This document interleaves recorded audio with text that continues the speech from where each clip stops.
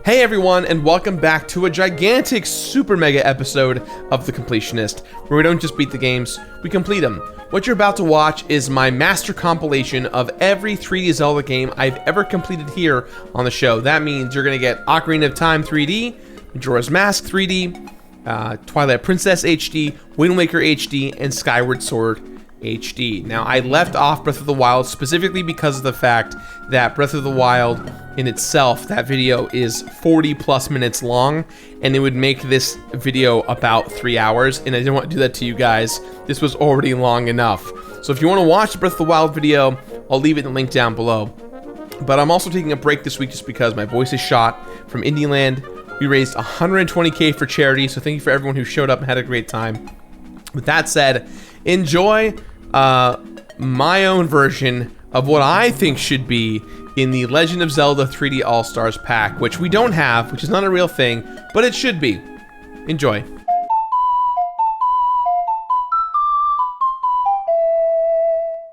How do you improve upon perfection? Is it even possible to do so, considering that it's supposed to be, you know, perfect? In any case, it's always remarkable when something that seems incapable of getting any better does just that. In the best case scenarios, audiences learn to appreciate new things about a beloved classic, and are sometimes inspired to wonder, what else is possible? But there's also always an inherent risk in trying to improve upon perfection, and Nintendo took some of those big risks when they started retinkering with one of their most revered titles. It's been regarded by many as one of the most perfect games of all time, and I'll see for myself if that's still the case when I recomplete The Legend of Zelda: Ocarina of Time.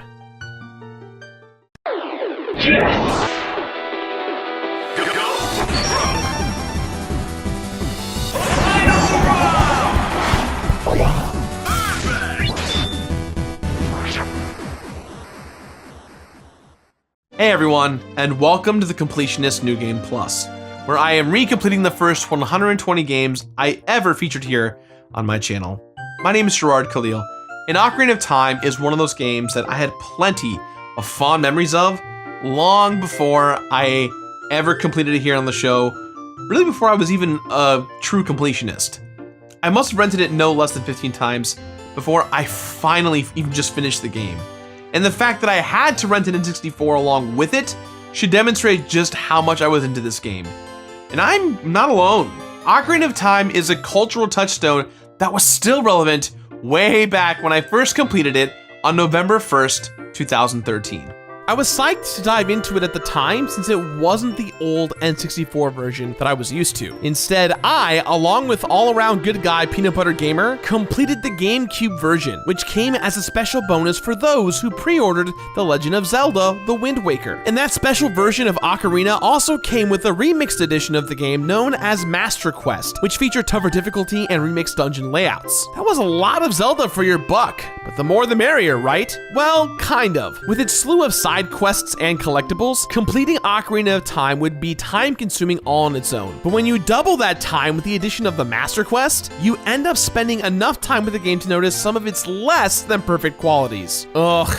I thought I'd never have to catch the Hylian Loach again. But those rough edges were the outliers. The vast majority of Ocarina of Time fully deserved all of the praise it regularly receives, even when you have to do every last thing there is to do in the game. Out of all of the many adventures about a young boy dressed in green who saves the world with the power of his courage, Ocarina of Time is unquestionably one of the best, which is why I originally gave this game its rating of finish it. But there's yet another way to play Ocarina, which is the version that I'll be covering today. Back in 2011, Nintendo released an updated edition known as Ocarina of Time 3D for, well, the 3DS. And this remake, in my eyes, is a game changer. In a partnership with Grezzo, it was completely rebuilt from the ground up, with significantly improved visuals, snappier controls, an updated UI, and even some brand new content. Plus, the Master Quest is included right on the same cartridge, which might make this the most definitive version of Ocarina of Time? Well, maybe. Normally, anyone would welcome improvements to their favorite game with open arms, but Ocarina is such a sacred cow that even the smallest, most subtle alterations could throw the game's balance out of whack, rousing the ire of millions of hardcore old-school fans. After all, if Ocarina is already close to perfect, then any attempt to improve it might just have the opposite effect. Well, thankfully, with Ocarina of Time 3D, that is definitely not the case. This ain't your daddy's Ocarina, and thankfully, almost every change that's been made has drastically improved the experience. First off, just look at this. Everything looks far better than the original, which is obvious. But what may not be obvious is how those visual enhancements make me care that much more about this game and its inhabitants. All the same beloved locations are still here, but the few flat, pre-rendered backgrounds from before have been replaced with full polygons, making the whole game far more visually consistent. As a result, not only is Hyrule prettier, it also feels that much more like a real place. The models themselves seem to have received the biggest facelifts, and that goes for every character, from Link himself to all the NPCs to all of the bad guys who still really like to show their butts. Good old booty weak spots. But more importantly, because these characters look less blocky and more natural, they're actually more endearing. I care more about these characters than I ever have before because they look better than they ever have before. All right, that sounded kind of shallow. All of these graphical upgrades are possible due to Ocarina 3DS not being an emulation, like many other ports of the game. It's been painstakingly rebuilt, complete with a few fresh animations, all in glorious 30 FPS. And hey, at least it's not 20 FPS. Admittedly, there are a few moments of weirdness with these new visuals, like the lack of blood in some areas, or an overabundance of brightness ruining the atmosphere of other areas. But for the most part, the new looks are a clear step up, and that goes double for the new menu system. First off, the HUD has, for the most part, migrated down to the 3DS's bottom screen. Look at all that room for beautiful scenery. King Zora's ass is now completely unobscured, just the way the goddesses intended. Ocarina's menu screen is important to completionists, since it's always acted as a kind of de facto completion checklist. If there's still space on it, you know you've still got more to do. And that's still the case, but now it's so much easier to use. Now, you don't have to cycle through screen after screen to get the submenu you want. You can instantly access your gear, your items, or the map at the touch of, well, not really a button, the touchscreen. The Ocarina of Time itself, which players have to whip out all the time, has been given its own permanent home down here too. And even though we're technically down a button or two compared to the N64's controller, we've got 2 extra virtual buttons on the 3DS version. Plus, items now have neat descriptions, and the layout of the menu can be customized to the player's liking. All this stuff is small changes making a big difference to both form and function, and it's one of the best benefits to remakes like this one. Also, I was really surprised with how well gyro technology was implemented into Ocarina 3DS. I know it might sound dubious due to the dreaded motion controls, but being able to augment your traditional aiming with slight hand movements feels pretty intuitive. Honestly, the 3DS itself felt incredibly comfortable in my hands while playing this game, almost like a little musical instrument onto itself, reflecting the musical themes in the game. Am I reaching? In any case, even attempting to tweak the controls at all was a big risk on the developer's part, but I think it paid off nicely. But there are plenty of quality of life changes that aren't so risky, and that just about everyone can get behind, like the faster text speed, thank God, and this little cutscene that plays when you first enter the Forest Temple, which shows you the location of that one bastard chest with the key that I always forgot about. And oh man, the changes to the Water Temple. Look, I was never the type of guy to bemoan the cruelty of the Water Temple. It was challenging back in the day, and it was a little too easy to get turned around due to some sloppy design here and there. But now, they fully color-coded the 3 areas where players can alter the water levels. The dungeon is still challenging. They've just made things clearer without getting in the way of the fun. Speaking of not getting in the way, let's not forget about maybe the best single improvement Ocarina 3D brings to the table. The fact that your special boots can now be assigned to your item slots. Previously, completing the Water Temple meant having to pause the game, going to your items page, equipping the iron boots, unpause the game, complete the small task, and then often do the whole thing all over again to equip the regular boots again only moments later. But now these items are treated like actual items, which makes this dungeon and the rest of the game for that matter feel far better than before. It's yet another subtle change that goes a long way, which seems to be the MO for how Grezzo handled this project. And they're erring on the side of caution is probably why we only got one truly brand new feature in this version. It's a mode that allows you to challenge any boss you've already defeated at your leisure. If you hike all the way back to Link's bed, you can battle to your heart's content with the time limit and pre-selected item loadouts. It's a fun little diversion that only gets better when you re-defeat each boss. Doing so will unlock Boss Gauntlet mode, which is exactly what it sounds like. Link's Bed of Nightmares is a great addition that never gets in the way, because if you're an Ocarina of Time purist, you can just ignore this mode altogether. And I have to admit that I'm sometimes one of those people. Often, I advocate for not changing beloved classics, lest we risk another Lucas situation. But this game is a testament to the fact that even the most revered classics should sometimes be disassembled and put back together again, because you just might end up improving them. But make no mistake, this game is mostly the same old Ocarina of Time. It still tasks players with traveling back and forth across the Hyrule Field hub, conquering dungeon after dungeon until you stab a dude in the head, and the side quests are still there, from the good to not so good. Alright, look, I'm all about the side missions that have significant rewards behind them, like the quest for the big Goron sword. Every kid felt like they could take on the world when they swung around that Big Daddy, and getting rewarded with the absolute power of nothingness, aka the bottles, was always totally worth it. You can never get enough bottles, man. But then there's the heart pieces. I know, they're a critical part of Zelda history, and they actually provide some sense of character progression, but to be honest, sometimes they just don't feel like they're worth the trouble. Like 75% of the time. Seeing a brand new heart added to your life bar feels dope, but most of the time when you're only part of the way there, it just feels like you've completed a mission or explored your heart out for what feels like nothing. I'm not suggesting they should have attempted to reinvent the wheel when it comes to the heart pieces. They shouldn't have. When you have to collect every single heart piece in the game twice, you become painfully aware of just how useless some of those last extra hearts end up feeling. Speaking of feeling useless, meet the golden Skulltulas. They're still hidden all over the place, there are still a ton of them, and the motivation for finding them all still dries up prematurely. Sure, the creepy spider family periodically rewards you for killing them, but what you get isn't that exciting in the end. And at a certain point, they just stop giving you things until you kill the very last Skulltula. Not to mention how many of the golden Skulltulas are in different spots in the Master Quest. Yeah, that keeps things fresher, but it also adds a few more hours onto this completion journey. Let me make it clear that I don't dislike hunting for heart pieces and Skulltulas. I just wish the rewards for collecting all of them were better paced, and that I could never have to look at these faces ever again. But there's just no saving the fishing. Nope, it couldn't be done. In fact, I'm hard-pressed to think of any game with a fishing minigame that I actually find fun. But this one right here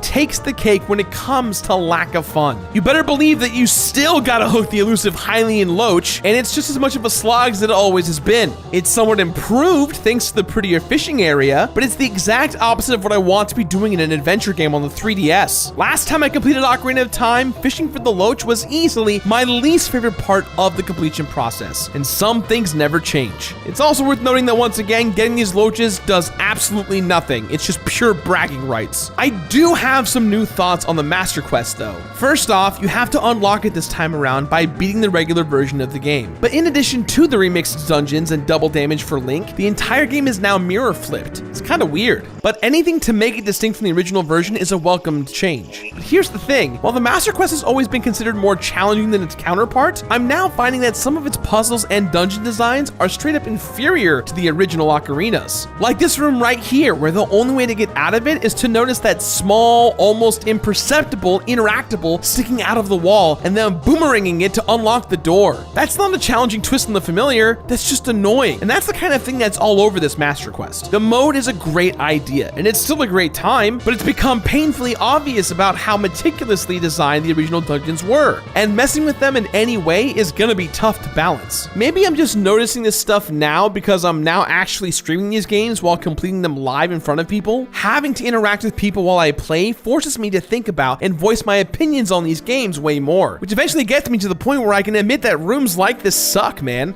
But for the most part, the Master Quest feels like a nice little hard mode for those who want something extra. After all, completing Ocarina of Time doesn't take multiple playthroughs or anything. And besides Link's nighttime Betty Bye boss mode in both versions, there are no significant extra modes to take care of. Master Quest is a welcome feature, but it also highlights just how much better the original is. And Ocarina's quality has been apparent since day one. And I'm starting to realize that may be because, deep down, this game is all about growing up, which is something we all can relate to. Obviously, Link grows up. It's the narrative and mechanical crux of the whole game, and I love that fourth dimensional gameplay. It's always dope to see how Link's actions in the past affect the gameplay in the future. But I think that the themes of maturity and taking on responsibility run throughout the rest of the game too. Link accepts the immense responsibility of saving the kingdom and has to grow in every sense of the word to set things right. Zelda is forced to grow into someone that she kind of never intended to, just in order to survive. Even side characters like Princess Ruto grow from entitled brats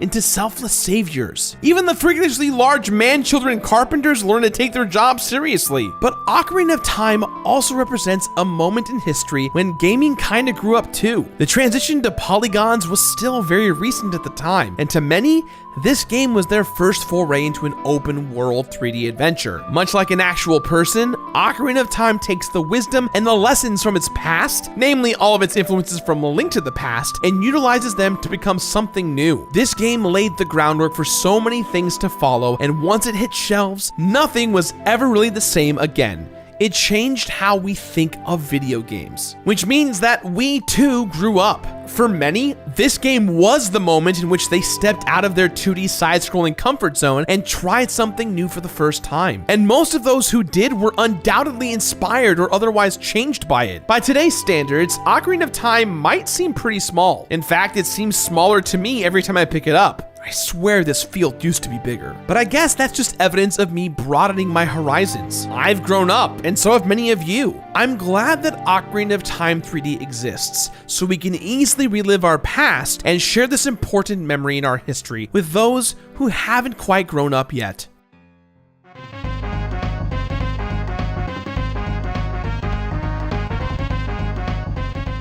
Man, this would have been the perfect time to introduce some new unlockables to Ocarina of Time. The only thing you really unlock is the Master Quest, but how nice would it have been to earn some cool artwork or pieces of music along the way? Then maybe those last Skulltulas wouldn't have felt so tedious. At least give me something for hunting down that damn eel again. But no, there's no bonuses to see here, folks. But far be it from me to criticize Ocarina of Time for not providing even more cool stuff on top of all the other cool things that it already brings to the table, especially with all of the improvements made in this 3D version. It may have taken a long time to track down every collectible and complete every quest in both versions, but I can't lie, I still love this game. When I recompleted The Legend of Zelda Ocarina of Time, there were 9 deaths. Look, I don't remember how many times I died the first time I completed this thing back in 2013, but I know it couldn't have been less than this. I mean, I've only gotten better at beating games. I hope. 18 full dungeons completed. They were great before, and I think I like them even better now. What with Breath of the Wild and its non-traditional, somewhat contentious dungeons fresh in my mind. The dungeons are the best part about any Zelda game. 73 heart pieces collected. Just like the first time around, these felt great to collect, about 1/4 of the time. 200 golden Skulltulas slain.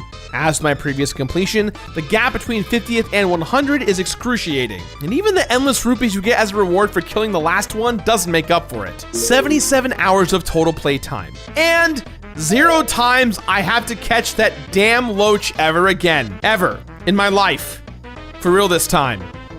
Until I redo Majora's Mask and Majora's Mask 3D. Damn it. Ocarina of Time is one of the greatest games of all time. And this edition makes it even better, which makes this the definitive way to play the game in my opinion. Completing it is still a great time, but it also takes time due to all the collectibles and the second playthrough on Master Quest mode. I'd recommend completing it if it weren't for the lack of rewards for all of your efforts. So, with that in mind guys, I give The Legend of Zelda Ocarina of Time 3DS my completionist rating of finish it. Finish it!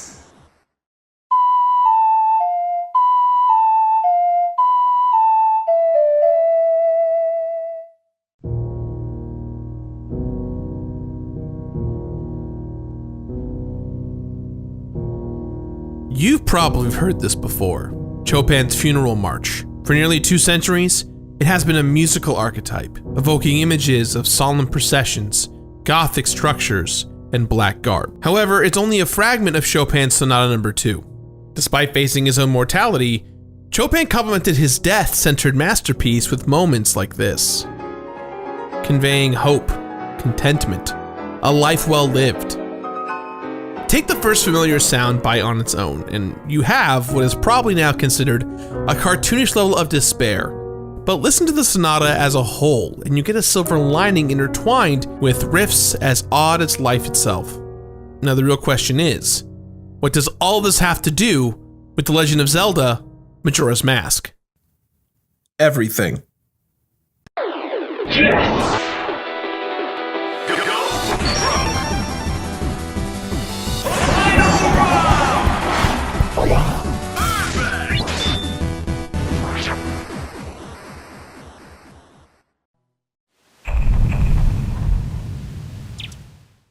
Hey, listen, we know Ocarina of Time as the groundbreaking success that brought the Legend of Zelda series into the 3rd dimension. It was gorgeous for its time, its lock-on combat was a game changer, and it gave its cast of characters an emotional depth unseen in previous titles. After Link's Awakening, Zelda fans had to wait 5 whole years for the next installment, and in 1998, we finally got the 3D game of our dreams. Majora's Mask had to follow that. This was that game that built upon the success of its older brother, while simultaneously creating its own identity, all within the incredible time constraint of 1 year. How was Nintendo able to deliver on this Herculean task? They must have rebuilt it. Bigger, stronger, more enemies, more dungeons, more weapons, more grand expanses of open world to explore. And at the end of it all, a showdown with Ganon unlike the land of Hyrule had ever seen before it, right?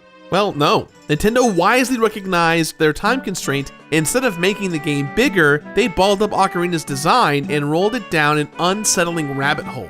Majora's Mask is one of the few direct sequels to a Zelda game. As is tradition, you take on the role of a young green-clad warrior named Link, but specifically, you're the same Link that recently saved Hyrule in Ocarina of Time. While in search of his famously annoying fairy companion, Link encounters Skull Kid, who is in possession of the almighty Majora's Mask, or you might say, the mask is in possession of him. Skull Kid has summoned the moon to descend and obliterate the land of Termina in 3 days. Link must free the giant guardians of Termina in order to stop the moon from falling, and then separate Skull Kid from the malicious Majora's Mask. The game handles similarly to Ocarina in terms of combat and exploration. You get similar gear like swords, shields, bombs, and bows, but you also get an array of new abilities thanks to the masks you collect. Some have a very specific use, while others full-on transform Link into a different race, allowing him more variety in terms of fighting and puzzle solving. Furthermore, the various masks dictate how the inhabitants of Termina respond to Link, contributing to the game's emphasis on interpersonal relationships. But perhaps even more notable than the masks is the progression of time over a 3-day cycle, ending with Termina's demise. Thankfully, one of the many songs Link has in his repertoire can turn back time and start this cycle all over again. Now look, Majora's Mask is my favorite 3D Zelda game of all time. Yes, Breath of the Wild is great. Yes, I love Twilight Princess. And yes, Skyward Sword is a Zelda game. But for me, it's all about the mask. I don't deny that the circumstances surrounding my first playthrough back in the 4th grade are what envelops this game in warm nostalgia for me.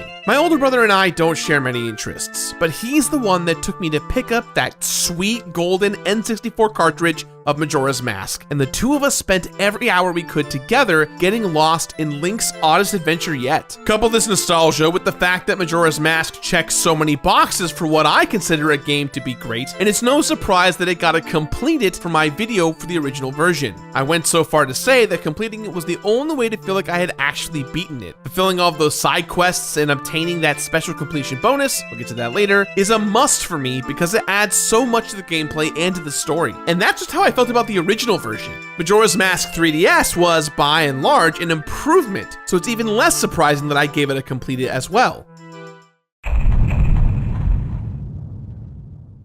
Now, I've been around long enough to experience the double-edged sword of remakes and remasters. Some surpass all expectations, while some left me wondering, why? Why? Having completed both the original and 3DS versions of Majora's Mask multiple times at this point, comparing the two is pretty effortless, especially since I tackled both back to back for my recent live streams for New Game Plus. While I love them both, one pulls ahead as the clear frontrunner, making me wonder if I'll ever revisit the other again. I can say with confidence that the 3DS release of Majora's Mask is the superior experience in my opinion by just a little bit. At a glance, it seems very much like the same game as the original, but with the obvious benefit of being cleaner, more vibrant, and overall a nicer look to it. But in playing both versions to completion, I found far more resounding reasons as to why I'd recommend the 3DS version to those both familiar and unfamiliar with Majora's Mask. Exhibit A, maps appearing on the 3DS as a second screen is useful beyond measure. As a kid, I remember getting turned around time and time again, especially in the Great Bay Temple. This happened less with subsequent playthroughs of the original version, but even if I had played it again right now, I know I would still lose my sense of direction. In comparison, the first time I experienced the second screen map of the 3DS, I was amazed by the efficiency of how I was able to navigate. I felt like I was now playing areas like the Great Bay Temple the way they were meant to be played, with more emphasis on combat and puzzles and less on trying to memorize my surroundings. And with my recent 3DS playthrough, I knew where I was going 100% of the time. Easier navigation made this recent 3DS playthrough by far the speediest. Treasure chest locations were easier to remember, and collecting hidden fairies more quickly meant I was able to sooner receive upgrades like enhanced defense and a super spin attack. And it's not like I played the original Majora's Mask and needed the game to be easier. It's just that adding things like this second screen map smoothed out the roughness of the original, making the remaster a superior streamlined experience. Speaking of streamlined, more control over the progression of time on the 3DS was a feature that I relished in even more this time around. With my recent back-to-back playthrough of both versions, I was unwittingly speedrunning much of them due to being so familiar with Majora's Mask. However, it was 3D's added adjustment of time control that was a huge aid in zipping through that version. In the original, you can use the Song of Double Time to jump forward to either 6 a.m. or 6 p.m., forcing you to wait for any specific events occurring between those hours. If I needed to be at a specific location to meet a character at, let's say, 5 p.m. in order to complete one of the many Bomber Notebook side quests, then I would need to risk jumping to another task and hopefully return in time, or I would sit around and do nothing until 5 p.m. rolled around.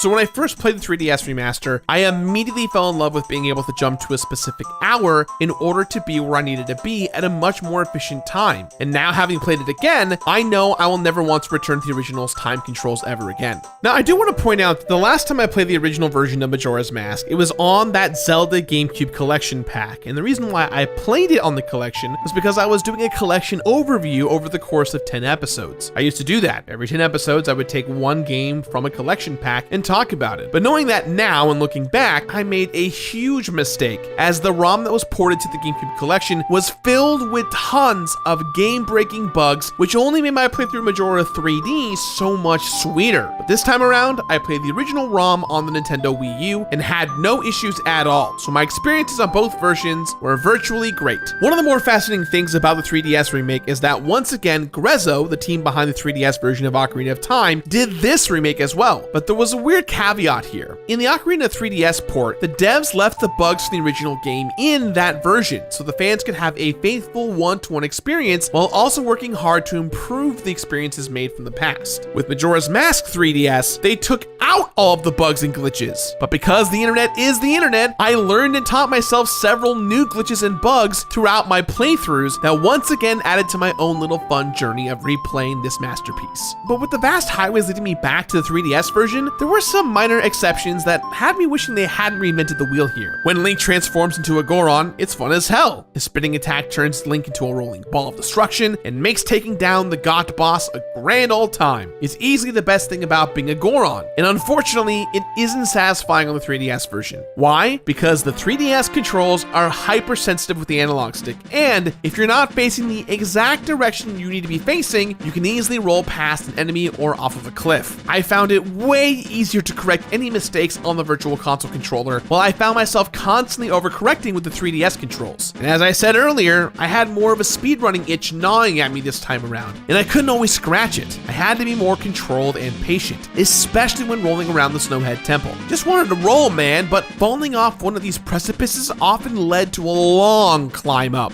Another major change that I'll highlight is the twin mold boss and the use of the Giant's Mask. After one snake is defeated, you have the opportunity to use the Giant's Mask to destroy the other, making the fight a hell of a lot easier. Now in the original version, the mask drains Link's magic, and when it's depleted, you're back to fighting a normal size. On the 3DS, however, Link remains a big bad giant and can throttle the twin mold to the bitter end with jabs and uppercuts and spinning it by the tail. Now admittedly, it's pretty cool on paper. When applied, however, I found that I'm just bad at it. Fighting the 3DS version of the twin mold was harder for me than it had ever been on the original game, and unfortunately, that carried over in my recent back-to-back playthroughs of both versions. I always managed to struggle with the quick time events, making this battle, well, not so quick time. As cool as it is to see Link bare knuckle a snake, I got more enjoyment out of returning to normal size and letting my sword do the punching. That's more my speed. Another big gripe that I have with Majora 3D is the swimming. Now, most people will say the swimming sucks in both games, and I do agree.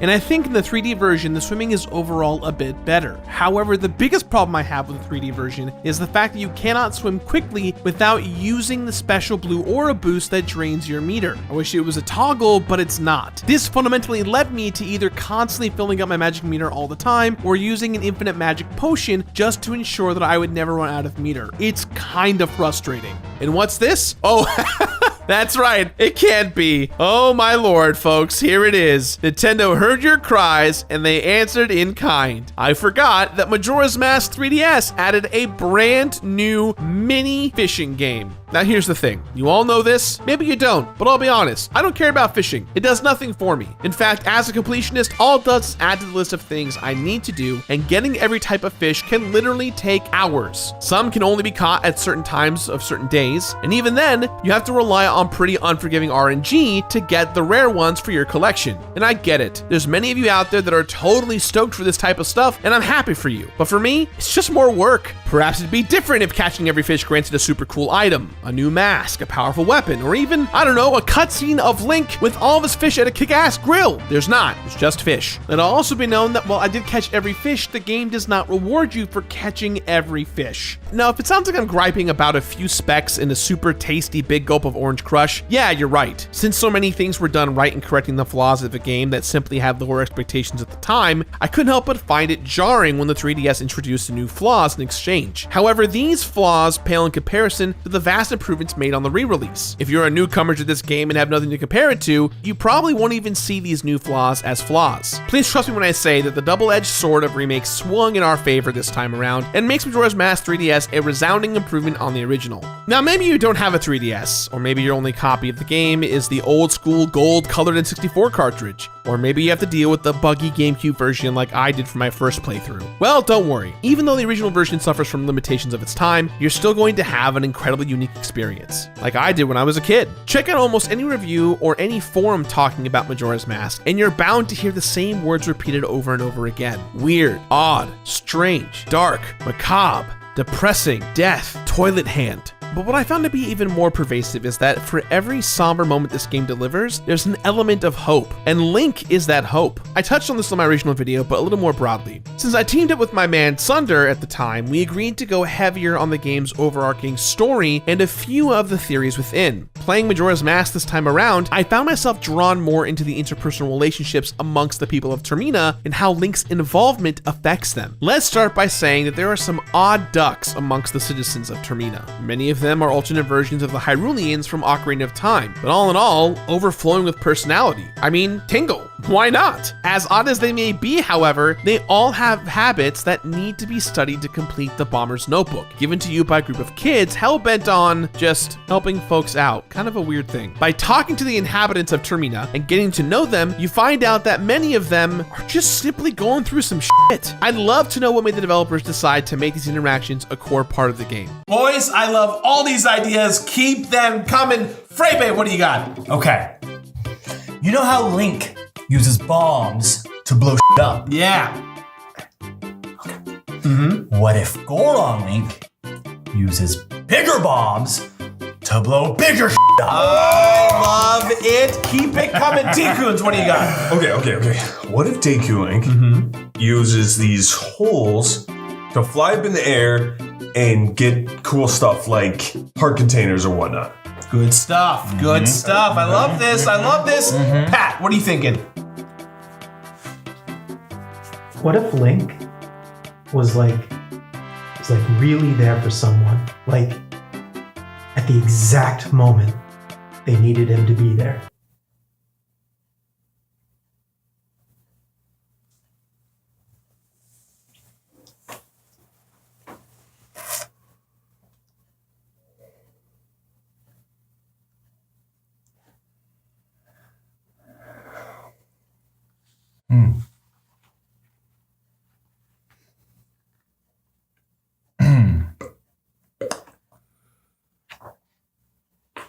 Could he have a bomb?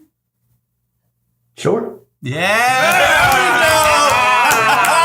With all the stress, loss, and depression that everyone in Termina is going through, your goal is to be there for them. Take Kafei and Anju, for example. These two are betrothed to one another, but doubts and insecurities sink in from both sides. By learning their habits, Link has to jump through numerous hoops in order to pass along the correct information to the correct people, and ultimately get these two to overcome their fears and express their very real love for each other, all while being just hours away from certain death. Through Link, they realize that a union, however brief, is more valuable than dying alone. Let me repeat that one more time. They realize that a union, however brief, is more valuable than dying alone. You know, after defeating Ganon not that long ago, I did not see Link having to be in this position. Fulfillment of this quest rewards Link with the couple's mask, one of many required to exchange for something special. Now allow me to bring things back to Tingle. Yes, we all know Tingle is a weird thing, but a big part of my heart is reserved for him. He will forever be a part of me. I am Tingle. This little guy is 35 years old, and his sole desire is to desperately find a fairy friend. His father is tired of seeing a man his age acting like a child, and Tingle is aware of the disappointment he's caused. Through helping Link, Tingle regains a sense of purpose, and Link serves as the link for opening communication between the two. Once again, Link brings a glimmer of hope into a relationship that was on the verge of falling apart. I love you, Tingle.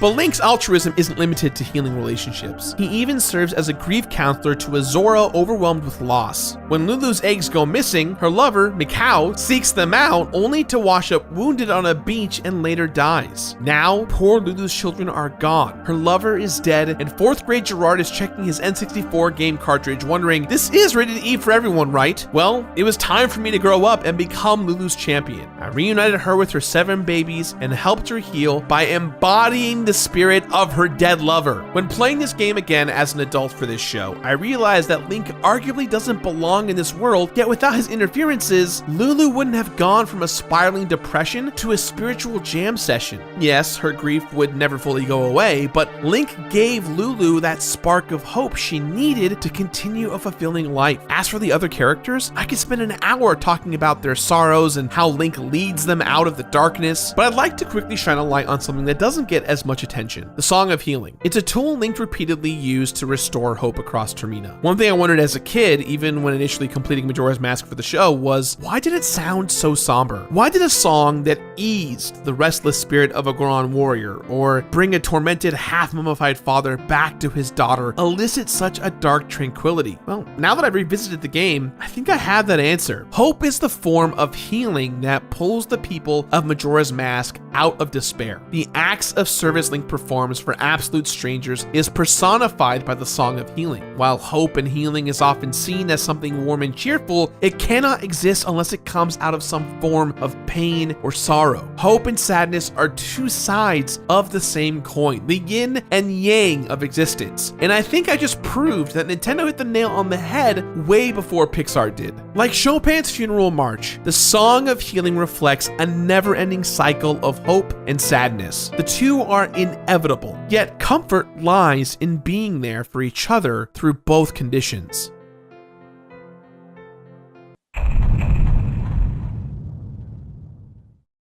So for completing Legend of Zelda Majora's Mask, rewards mainly come from you doing two things: finding every stray fairy in each of the game's locations, and receiving every single mask. Finding every hidden fairy in an area and returning them to their respective Great Fairy fountains yields different rewards depending on the area. You get things like improved defense for the Great Fairy Sword, which is the most powerful weapon in the game. Now, they actually did a reward switch up between the game's two versions. In the original, the Woodfall Temple fairies reward you with a spin attack. and the Snowfall Temple fairies reward you with a larger magic meter. For the 3DS version, they flipped it, and I felt from the very first time I played the 3DS version that this was a very great move. It gave me the option to have that improved magic meter while playing through Snowhead Mountain, which meant way more fun rolling around as a big bad Goron. And when recently playing the 3DS on the heels of the original, the benefit of having a larger magic supply sooner was even more obvious. As for the trouble it took me to find all the fairies, doing so has become a significant breeze over time. I remember endlessly searching for these fluttering sprites as a kid with no interest, but maybe that's why the locations are nestled well in my memory. I procured most of them easily in my original Completionist playthrough, and I was able to easily find the stragglers again. And again, that map on the 3DS made things even easier still. And since my back-to-back playthrough of both versions was live streamed, the very few fairies that I did overlook were immediately called out by the numerous fans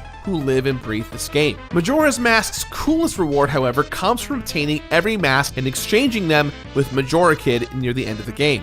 Doing this yields the super awesome, badass looking Fierce Deity mask. I get excited every time I get this bad boy, and no matter what version I'm playing, it's no different. This mask turns Link into a souped-up adult version of himself and makes fighting bosses ridiculously easy. I love the game's overall gameplay, but being able to stomp on the enemies as this all-powerful version of myself is so satisfying. Because of the trials I went through to get it, I felt like I earned it. I feel as though I have grown up and could take on the world. But beyond that, what you get is not much. A small red seal appears on the Bomber's Notebook when you complete it on the 3DS. That's a nice little confirmation that, hey, that's it. I can't really ask for more though, since finishing each side quest already rewards Link with something like a heart fragment or a mask. It would have been damn nice to get something for catching every single fish in the game, especially since that takes so damn long, but otherwise, there's nothing new, and I am okay with that. I will always be okay with that. I go into this game knowing that the real treasures are the friendships I made along the way, and I will stone cold stunner anyone who disagrees with that sentiment. Majora's Mask is a rare game for me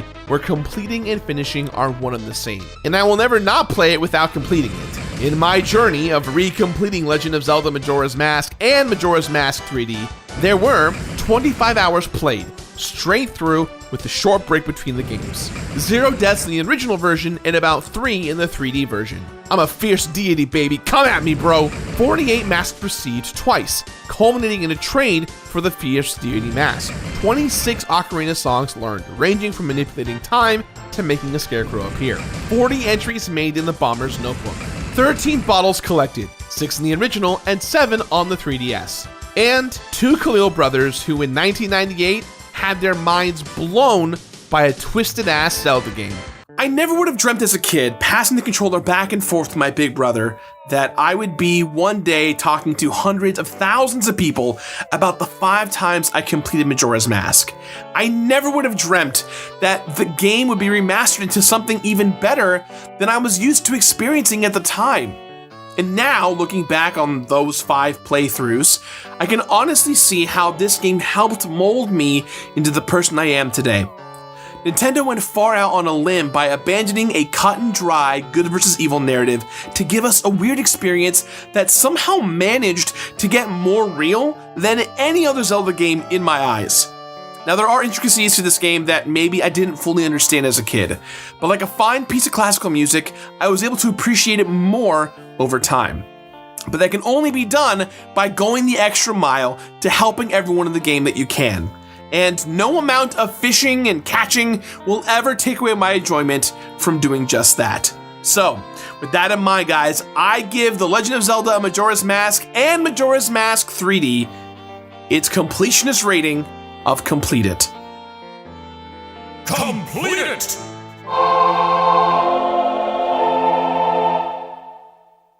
The Legend of Zelda series is well known for reinventing itself in nearly every entry. The core story almost always contains similar elements. A young hero must heed the call to action and stop evil from conquering the land by using the power of the Triforce and the Master Sword. And players keep coming back for fresh gameplay, clever puzzles, and incredible presentation. It's not a stretch to say that almost everyone loves Zelda games, but The Wind Waker is an incredibly divisive game. The art direction is striking, but at the time of the original release, many players reacted negatively to the cel-shaded graphics. Wind Waker HD is the perfect opportunity to revisit and see if modern tweaks help cement this game as a classic, or something best lost as a relic of its time. Let's see which way the wind blows when I complete The Legend of Zelda Wind Waker HD. Hey everyone, and welcome back to another brand new episode of The Completionist. The Legend of Zelda The Wind Waker is actually not only one of the few Zelda games that I don't know inside and out, but it's literally one that I've never played. That's right, I have never played Wind Waker before. So today, guys, I am so hyped, I am so ready. Yes!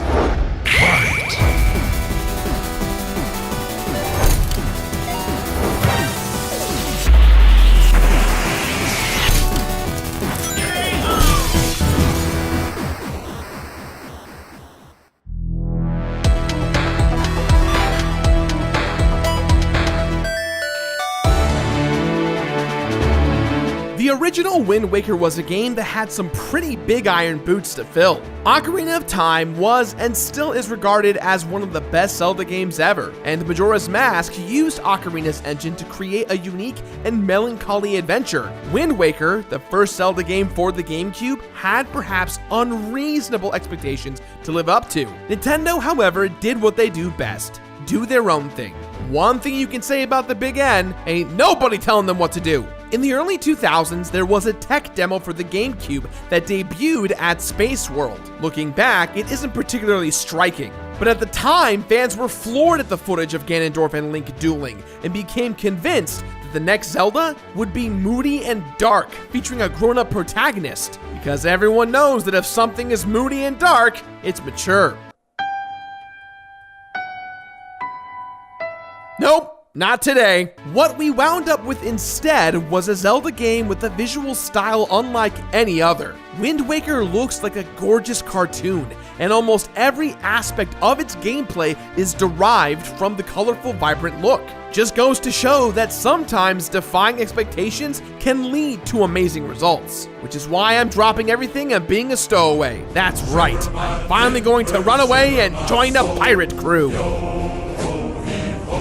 While some game critics at the time of release didn't love the stylistic choices that Eiji Aonuma chose for the Wind Waker, the game has since been heralded as one of the GameCube's best. It's certainly aged beautifully, better than many games from that same era. The HD version pops even more than the original. Now, if there was only a way to HD myself.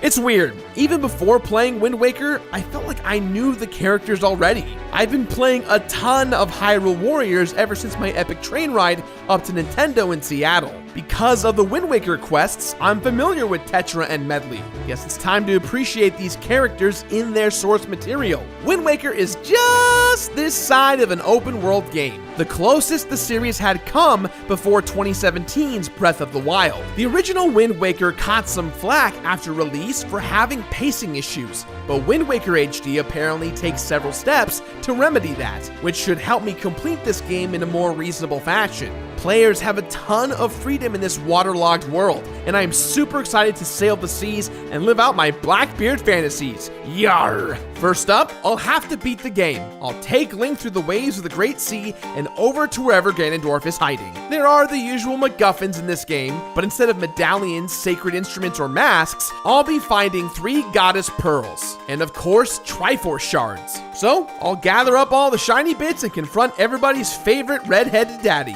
I feel like Ganondorf has a prime opportunity in this game to take a freaking vacation. He's in Hyrule's version of Hawaii. Stop plotting world domination and work on a tan, my dude. Another thing I'll have to do is chart my progress. Literally, with charts. One thing this game is supposed to do very well is provide a sense of seafaring adventure. I'll have to fill out every square of the map by giving bait to fish who will then draw on my chart. Totally normal. But with my cartography skills fully weaponized, there's nothing I won't be able to navigate by the end of the game. Next, I'll explore the second quest, which is basically a New Game Plus like mode, and is available after completing the main story once. There are supposed to be a couple of fun differences when you play the game through a second time, and due to my obsessive nature, you just know I've got to rock my blue pajamas like the time I forgot to change before I came to the office. Every member of my crew is still scarred. And lastly, through all of this, I'll be completing the main optional collectible task in the game, filling out the Nintendo Gallery. I'll be using the Picto Box to take photos of practically every character and enemy in the game, and exchanging those for photos for figurines. This is supposed to be a pretty time-consuming task in the original game, but as long as my camera hands remain steady, I'll be able to snag all of these no problemo. Selfie time! Since I've played a couple of Zelda games before this one, I have a good idea of what to expect for full completion. Heart containers, magic meter upgrades, capacity upgrades for my wallet, arrows, bombs, and whatever the equivalent of a Deku Nut is in this game. I know there will be at least one extremely extravagant fetch quest leading to an exotic item, and of course I'll have to learn how to use a musical instrument. In this case, I'll be conducting up a storm with the Wind Waker, like I'm Gustavo Dudamel. He's basically like the Elvis of conductors. Or like Drake? Who's hip with the kids nowadays? I don't know. Zelda games are usually a pleasure to complete because of how cohesive the entire experience is. A Zelda game is like eating a burrito. Each individual ingredient contributes to the whole, resulting in a satisfying meal that eventually leads to the bathroom. And hey, since I'm playing this on Wii U, this even makes more sense.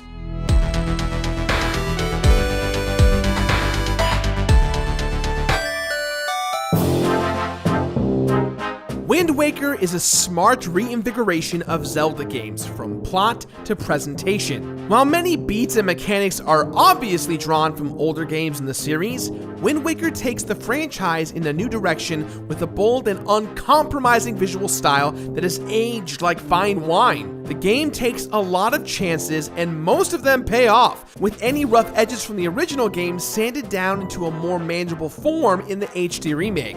It is Link's birthday, and he's officially going to come of age. Just as he's getting ready to celebrate, a giant bird being chased by a pirate ship drops a woman named Tetra into the nearby forest, and Link decides to rescue her. Tetra is saved, but then the bird captures Link's sister Errol and flies off with her. After a little encouragement, Tetra agrees to help Link sail off to rescue his family member, and then the adventure begins. Disturbingly, this is almost exactly what happened during my 16th birthday party, right down to the giant bird. Despite the cartoony visuals, the plot is really engaging and interesting. For people who are hardcore into Zelda lore, there are tons of Easter eggs and nods to other games in the series. Wind Waker presents a world that seems totally different from other Zelda games, but about halfway through the game, a big twist helps the player realize that they're more connected to Hyrule's history than they could have ever imagined. It's kind of like digging through your old glove compartment and finding Captain Falcon's old registration, proving that you're driving his old car. More than most Zelda games, Wind Waker embraces an adventuring aesthetic. Link can't trudge across the land on foot, so he learns everything he needs to know about being a sailor. Well, almost everything. The tone of this game bleeds excitement and opportunity. There's always a sense of excitement to see what new island is going to appear over the horizon. The sound team knocks it out of the park, and the composers deserve all the sunken treasure that I can haul up for them.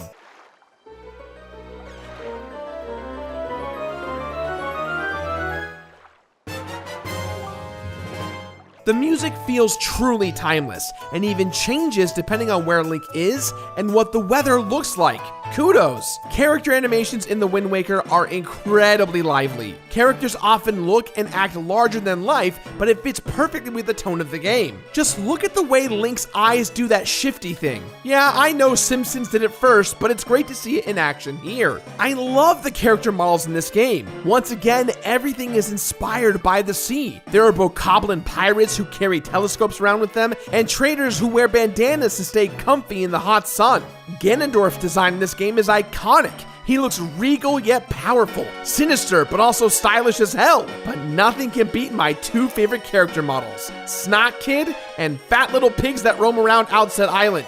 Outrageously cute. The sound effects and little voice blurbs are pure Zelda, cute and to the point. Oh! I particularly love all the fishmen who appear when you feed them bait in each new section of the map. The way they swim up and say shmay has become pretty much something I say on the daily. Yo, did you just say Fishmin? You know it's not the same guy, right? Like, there's not a whole race of these dudes or anything. What are you talking about? Look at a wiki. It's a bunch of different ones. And you're crazy. There's one fish. Because I completed Wind Waker HD and not the original release, I feel it's important to point out a couple of things that are different in the presentation. While both games use cel shading techniques, Wind Waker HD adds more lighting effects to the package. This manifests as more surreal in some areas, almost resulting in a washed out painterly look. Wind Waker HD also has native 1080p resolution for those who are into getting the most out of their living room setups. The original game ran at 480p and still looks great, but the developers really stepped it up for the remaster. Since Wind Waker HD was released 10 years after the original GameCube version, clearly they had some time to tinker with how they wanted things to look and run. Visuals of this game are absolutely the first thing people will notice. It can be polarizing, and the way Wind Waker looks definitely put me off the first time I heard about the game. It's probably why I avoided playing it for so long. Once you buy into the art style though, the rest of the game unfolds beautifully, and is a sumptuous feast for the senses. You might even say the visuals blow me away. What? No one's gonna call me on making a dumb wind joke, huh? It's one fish, the same one every time.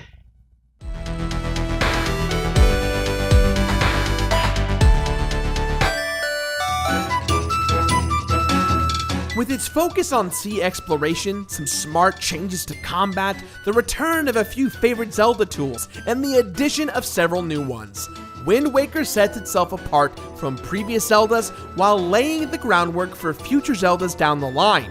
Wind Waker captures what makes Zelda great while demonstrating that change is necessary for a long-running franchise to survive. Link spends boatloads of this game sailing around on his little ship, the King of Red Lions. While the Great Sea might seem intimidating, navigation isn't all that hard. You don't have to learn the differences between port and starboard or any other complex nautical terms. I mean, I did, because my dream job is to one day captain a ship which I will name the Whiskered Walrus, or maybe the Bearded Maiden. But for the rest of you, it's not necessary. Unless you want to join my crew. Learning how to cut the sail at the right time so that the ship floats just so over the sunken treasure, or blasting enemies with the cannon at the right trajectory takes practice, and I had a great time getting that feel down. It's rad when you hit the wind right and get a burst of speed. The sailing feels good, just like I knew it should. More than a lot of Zelda games, Wind Waker is deeply relaxing. There's a built-in cooldown between areas, since you have to chart your courses and sail to the next island. This natural buffer really got me into the head of a wayward seafaring adventurer, and I appreciated that instead of just hauling off to the next big thing. I had to take a little break and observe my surroundings. Just another notch in Zelda's column of how it trains us all to be better people. You know, when the games aren't teaching us to break into others' homes and destroy their pots. Of course, all that sailing doesn't mean anything if you don't have a destination over the horizon. Fortunately, Wind Waker has plenty to do in that regard. Every island has something to do on it, and of course, the biggest destinations are the dungeons. There is an anatomy to the traditional Zelda dungeon. Find a way in, discover the unique dungeon item, use that item to smack the boss around, and reap the rewards. While dungeon exploration may seem like old news for Zelda, a lot of the fun is getting there at all. First, Link must determine which compass direction the island with the dungeon on it lies. Then, he's got to hop in his boat, change the direction of the wind, and sail his way there. The specifics shine hard in Wind Waker. Yes, there's a hook shot in this game, but this one fits over Link's hand like a gauntlet. Sure, there's an impossibly large hammer, but it's got a big-ass spooky skull attached to the thinnest handle imaginable. Even the design of the Master Sword in this game is sweet. Once it's fully powered up, it crackles with energy, and the hilt snaps open like my wallet when Girl Scout cookies are on sale. I love the new items in this game. The Deku Leaf and Grappling Hook more than earn their places as some of Link's top items. Both can be used in and out of combat to make exploration easier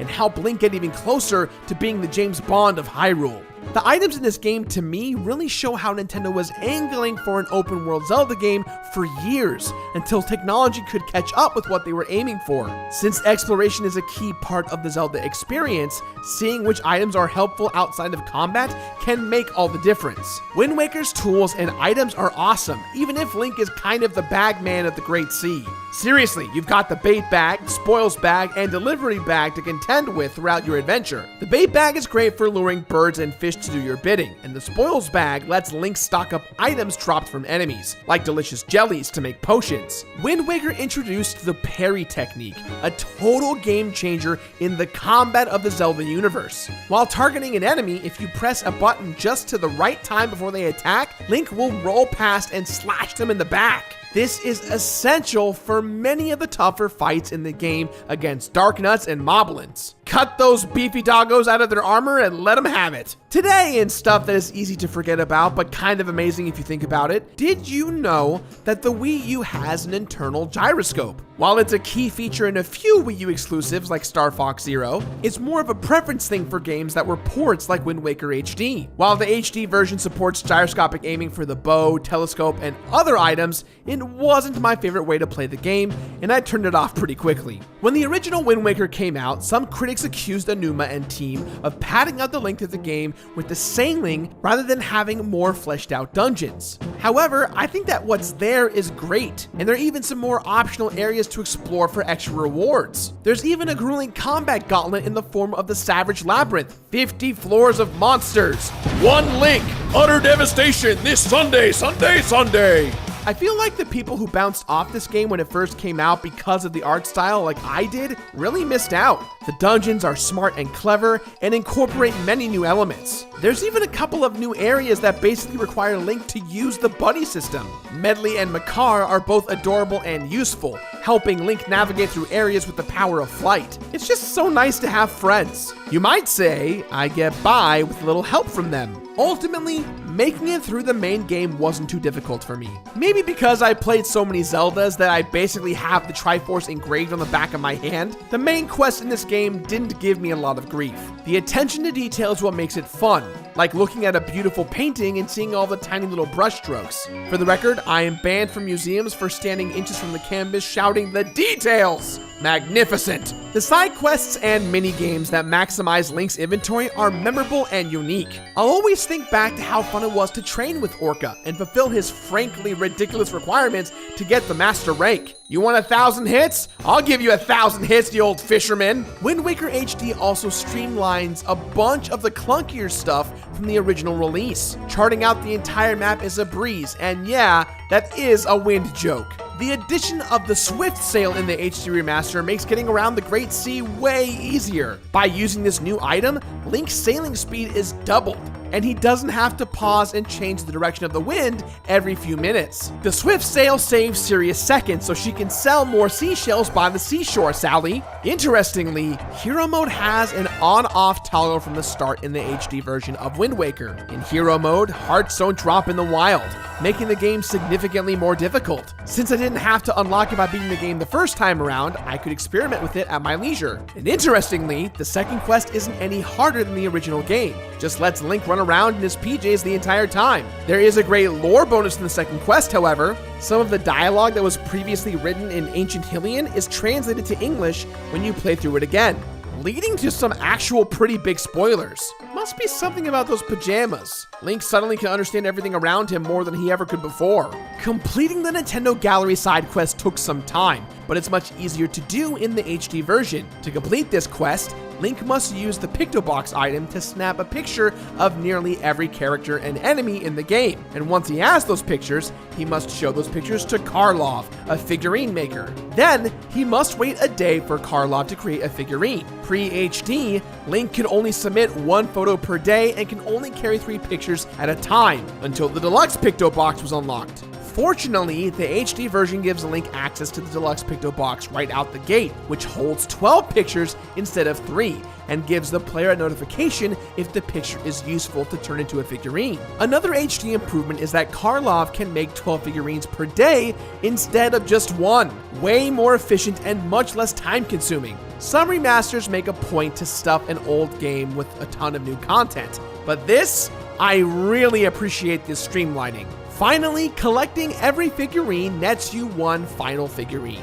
Link sailing on the King of Red Lions, like the cover art for the game. If you read the description for this figurine, it says that Link is now master of the Nintendo Gallery. So, yay me! There's another smart move Nintendo made in this remaster. The Endgame Triforce Collection quest. In the GameCube Wind Waker, Link had to find the fragmented pieces of the Triforce of Courage scattered throughout the land before he could confront Ganondorf. To do so, he had to find special corresponding charts. To read the charts, Link had to bring them to Tingle to then have them translated. Jesus, so many steps. And anything involving extended Tingle time just makes me nervous. The remaster puts 5 Triforce shards directly in chests, and only has 3 shards that must be fished out of the ocean. Those 3 still require a map that must be decoded, but that's so much less than before. Not only does The Legend of Zelda Wind Waker HD look and sound amazing, the mechanics are interesting and buttery smooth to play with. The new additions to Link's toolkit are awesome, and the returning standbys get a lot of love too. Everything works together to create an experience that feels like the Saturday morning cartoon version of a Zelda game, and I am absolutely on board this boat. I am on board this boat. Someone stop me with these puns.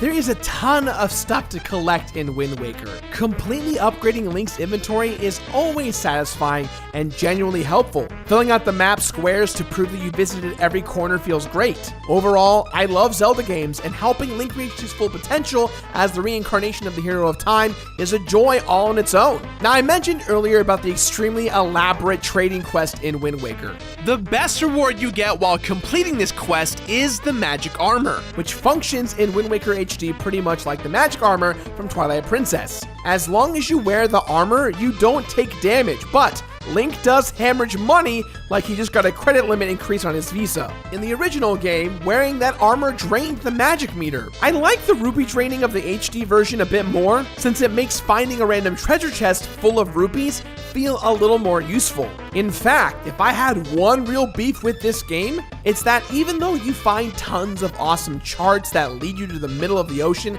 to pull up treasure from the bottom of the sea, or stumble upon a tiny hidden rock in a far corner of the map, or even raid submarines full of marauding enemies, many of the rewards are just extra rupees. I mean, it still feels good to be rewarded at all for anything, but it might have been nice to have something besides cold hard cash. Another really interesting item you can get in this game is the Hero's Charm. After finishing 30 floors in the Savage Labyrinth, you receive a necessary Triforce piece. However, if you fight through another 20 floors, you will gain access to this weird-looking mask. This toggleable item, when equipped, allows you to see the health bars of enemies that you are targeting. It's not game-breaking by any means, since most of the enemies go down in only a couple of swings, but it's an added bonus that further deepens the combat found within Wind Waker. For me, Zelda games are about the journey. Most don't really offer much replay value after you beat the main storyline, especially if you've made an effort to max out your carrying capacity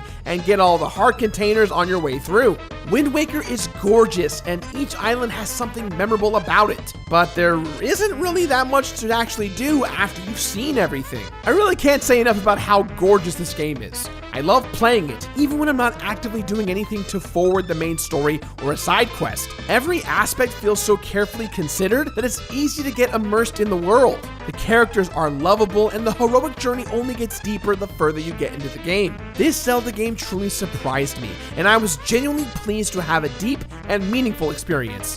When I completed The Legend of Zelda Wind Waker HD, there were 2 deaths, 49 squares of ocean explored, and 49 separate fishermen fed. 134 figurines earned, including a special Link and King of Red Lions figurine after you earn all of the rest of them. 20 heart containers found, including the 3 you get just for showing up. 8 Triforce shards collected. 75 hours of total playtime. And 1 seriously brutal Ganondorf death. Link is not f***ing around here, everyone. Dude will just straight up split your skull if you screw with him. In terms of completing the game, you don't really get much for finding 100% of the items, doing all the side quests, and even completing the main story. However, The Legend of Zelda Wind Waker HD is so fun and gorgeous to play that I was still so compelled to do everything. And the HD version specifically makes figurine collecting so much more manageable. The sailing is so much faster with the Swift Sail that it makes any complaints about sailing moot. There were times that I actually sailed around normally just to take a little breather. Even I sometimes need a break. Every Zelda game has its strengths and weaknesses, and we all have our favorites. Wind Waker was controversial and polarizing upon its release, but has aged beautifully into what many consider an all-time classic. The HD remaster for the Wii U smooths out many rough edges and fixes some of the pacing issues, making this game an absolute pleasure to play all the way through. So, with that in mind, guys, I give this game my completionist rating of complete it.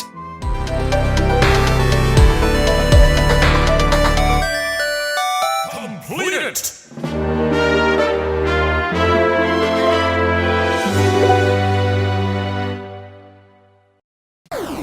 Yes!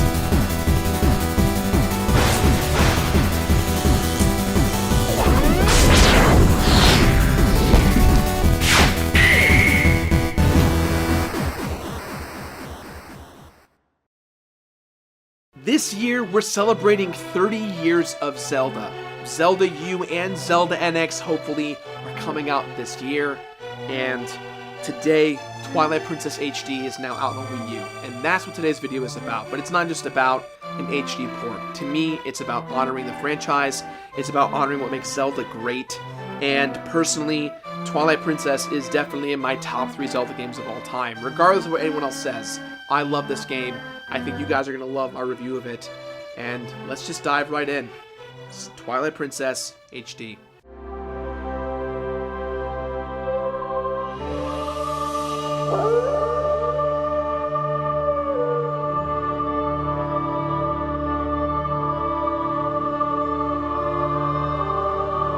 Although it sold quite well and was enjoyed by critics, The Legend of Zelda The Wind Waker left many fans of the Zelda franchise a bit disappointed. Long story short, there were a lot of people out there who threw tantrums when they got a cartoonish Zelda game, regardless of how good it was. So when the next game in the series was announced, expectations were high, with many potential tears on the line. This new game was yet another chance for Nintendo to finally deliver a Zelda title that resembled the GameCube tech demo footage from all the way back from the Space World 2000 event. And based on early impressions, it was clear that this entry in the franchise was much darker in tone than Wind Waker, and perhaps darker than any other Zelda before it. In addition to being released on the GameCube, this title would also be a launch title for the new Nintendo Wii. But this cross-generational porting resulted in the Wii version having to be completely mirrored flipped in order to compensate for the Wii's motion controller. See, the vast majority of the players are right-handed, and it would be weird for them to use a motion controller to control the traditionally left-handed Link. As for you lefties out there,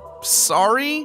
I think they should have added an option to change hands, considering the GameCube version and Wii version existed at the same time. When it was finally released in 2006, The Legend of Zelda Twilight Princess received reviews that ranged from great to exemplary, with many considering it to be the greatest Zelda title of all time. I feel like every reviewer says that every time a Zelda game comes out. Despite a few criticisms for its somewhat unimpressive graphics, its lack of innovation to the franchise, and its implementation of the Wii motion controller, the game is still spoken of in the highest regard. Which is why it comes as no surprise that Nintendo chose to remaster it in HD 10 years later. In addition to looking spiffier than ever, Twilight Princess HD also boasts amiibo support, gamepad functionality, and general gameplay improvements here and there. And interestingly enough, this version of the game reverts back to its GameCube orientation, complete with left-handed Link at default. Or if you're adamant about remaining a righty, you can play the game's hero mode from the beginning,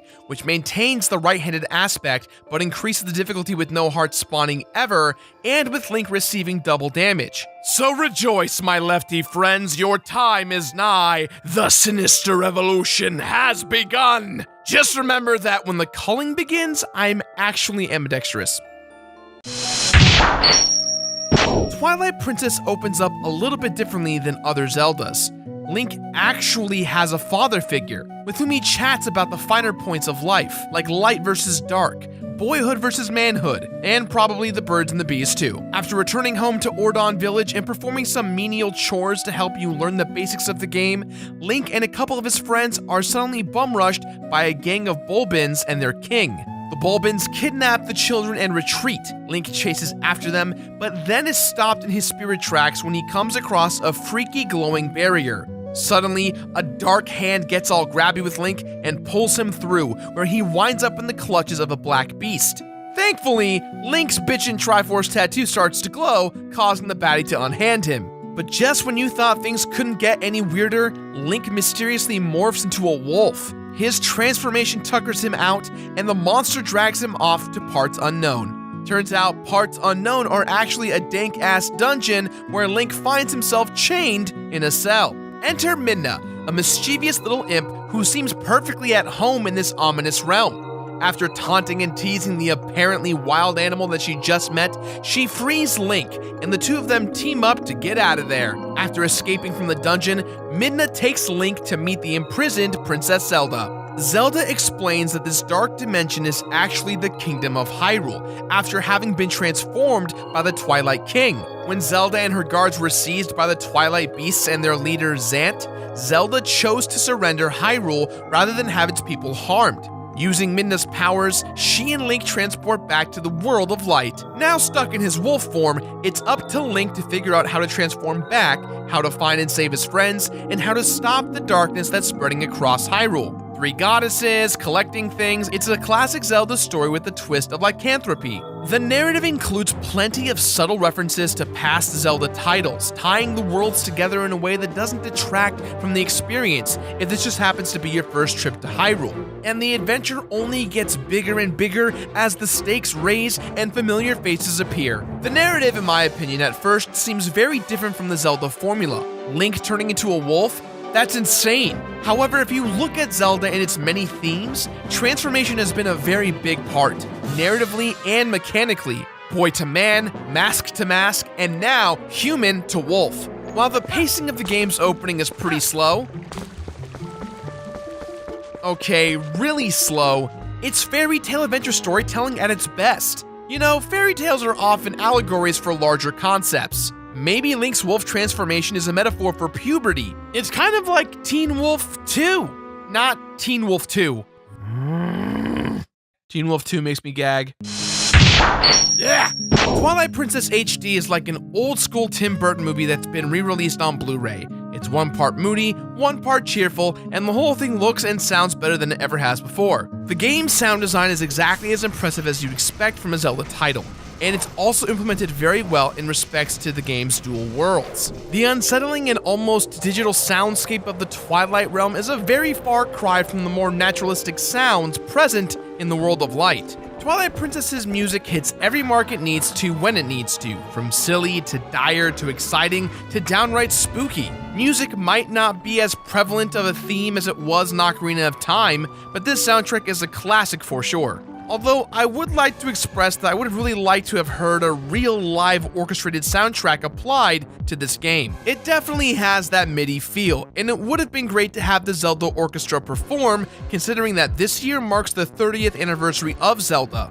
But we'll probably get to that later on this year with Zelda U and the NX. Speaking of themes, the idea of parallel worlds overlapping is nothing new to the Zelda franchise, but Twilight Princess exquisitely explores these themes in its locales and backgrounds. Witnessing a location in both its Light World and Twilight variants is a damn cool experience. While the Light World offers colorful and clear vistas, the Twilight Realm paints things in a yellowish, oversaturated haze that makes it seem like you're in a completely different world. But no matter which dimension you're visiting, things are bound to look great. The game's NPCs exude personality, despite there not having much voice work tied to them. Their impressive facial and body animations are more than enough to make their characters shine through. These characters really help build the world of Twilight Princess, and they're much appreciated.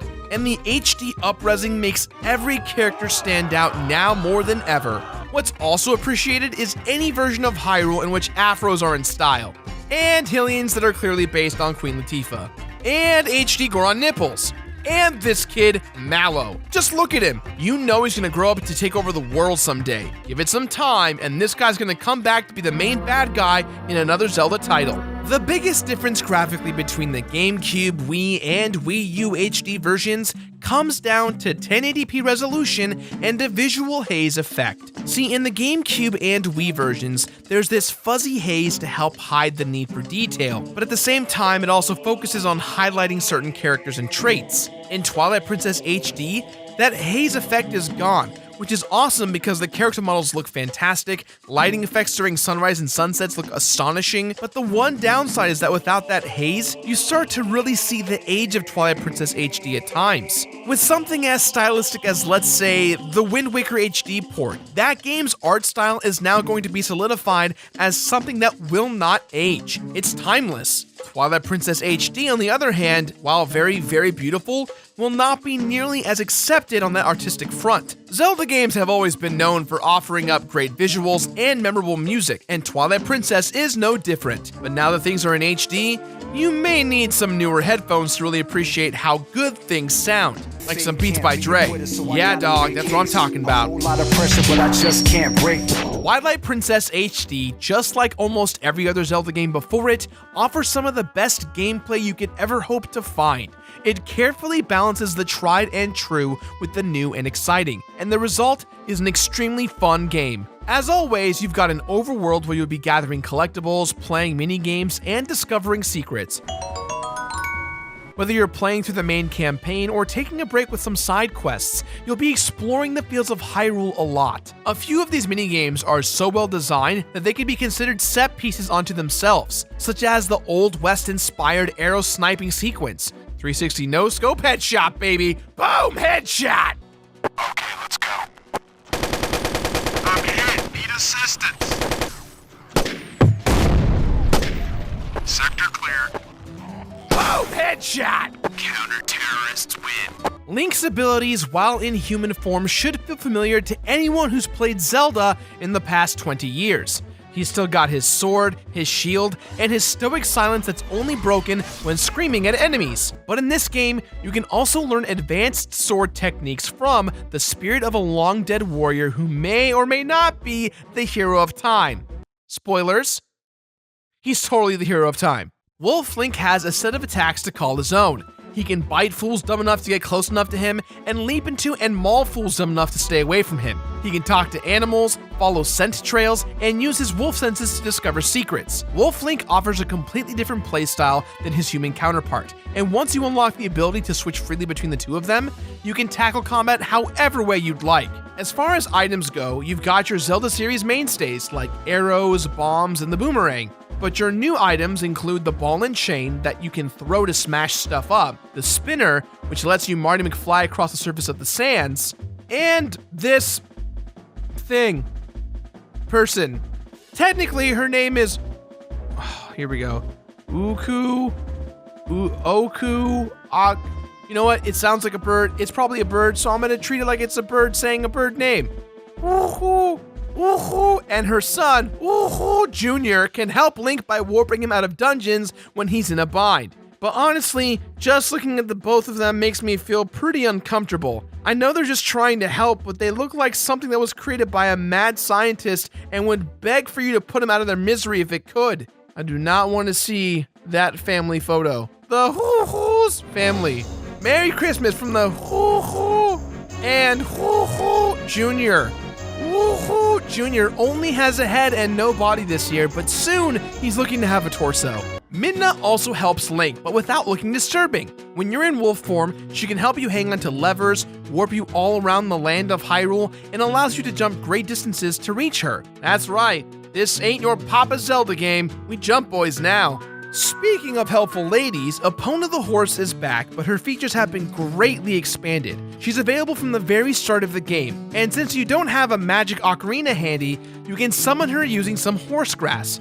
What's cool is that you can actually participate in combat and use items, like your bow and arrow, while riding her. There are a couple of moments included in the game that are built around this mechanic, like this jousting sequence, that are really fun. The enemies that you'll face are visually distinct and will require you to know the ins and outs of your abilities to beat them. You've got your old favorites and new baddies, but the newest and coolest enemy type is that of the Twilight Beast. Every now and then you'll be locked into an arena with a couple of them, and if you defeat all of them except for one, he'll revive all of his brethren instantly, so using Midna's energy field attack to take them all out simultaneously will make battling them a lot easier.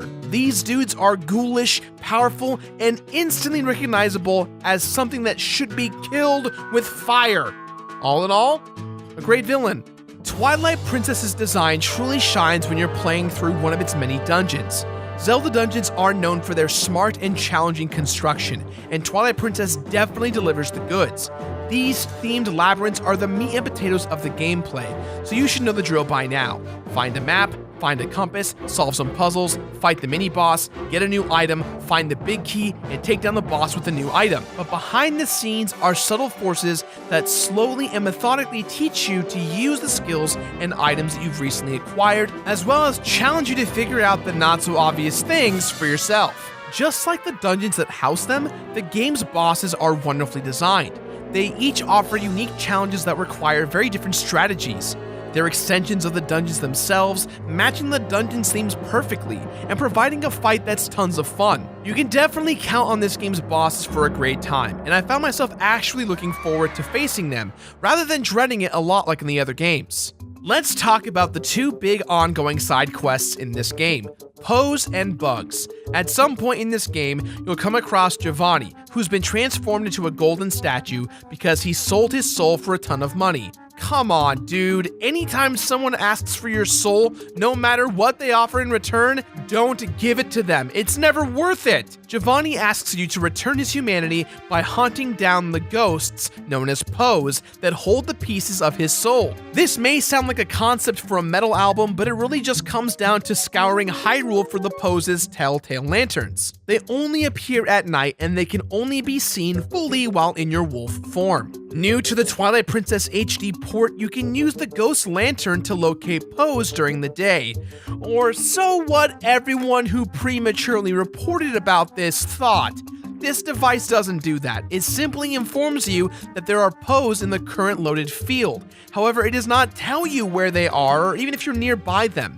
It just illuminates and informs you that, hey, there's a Pose somewhere on this map. This is very helpful for those of you who are not using the internet to beat this game. If you're a Pokemon fan, then you're in luck, because this game also includes a quest in which you have to collect golden bugs all around Hyrule. See, there's this incredibly creepy little girl named Agatha who will pay you handsomely for every bug that you bring back to her. Collecting them only does good things, as most of the rewards expand in giving you a bigger wallet and lots of rupees. But since this is the HD Remix port of Twilight Princess, you know there's going to be even more things for you to collect. There are now Miiverse stamps hidden all over the place that represent the letters of the Hylian alphabet. They now can be found in chests and locations that would normally only hold rupees or other unremarkable rewards. Certain side quests pertaining to characters also unlock character-specific stamps. And the big addition to Twilight Princess HD is the Amiibo. Nintendo actually made a Twilight Princess, Midna, and Wolfling specific Amiibo for this game that adds another dungeon that's similar to that of the Cave of Ordeals, except you have to play exclusively as Wolflink and Midna. These Ordeal dungeons are actually more difficult, but we'll touch more on these later on. Other Zelda Amiibos help your gameplay out too. Zelda and Sheik give you full hearts at any given moment that you want, Link and Toon Link give you full quivers of arrows, and Ganondorf makes you take double the damage. Note that all of the consumable item amiibo can only be used once per day. Aside from the few tweaks here and there, Twilight Princess's gameplay is just as tight as you'd expect, and the new features that it offers are just enough to give its own identity amongst the rest of the titles in the series. Now, everyone praises Ocarina of Time as the ultimate 3D Zelda experience. Majora's Mask is my favorite, but I want to add that Twilight Princess is my second favorite 3D Zelda because, in my opinion, race for it, I find the dungeons are actually better designed and executed than that of Ocarina of Time. Link's growth as a hero in this story has a lot more personal growth and stakes to it than just he's destined to be the hero of time. Ilia and the supporting cast adds more depth in this current state of Hyrule, and at the very least, Twilight Princess HD will help you see this all as you play it. But the general consensus will heavily disagree with me, so, you know, opinions. Overall, everything to come out of this game deserves its place in the Zelda Hall of oh god, it's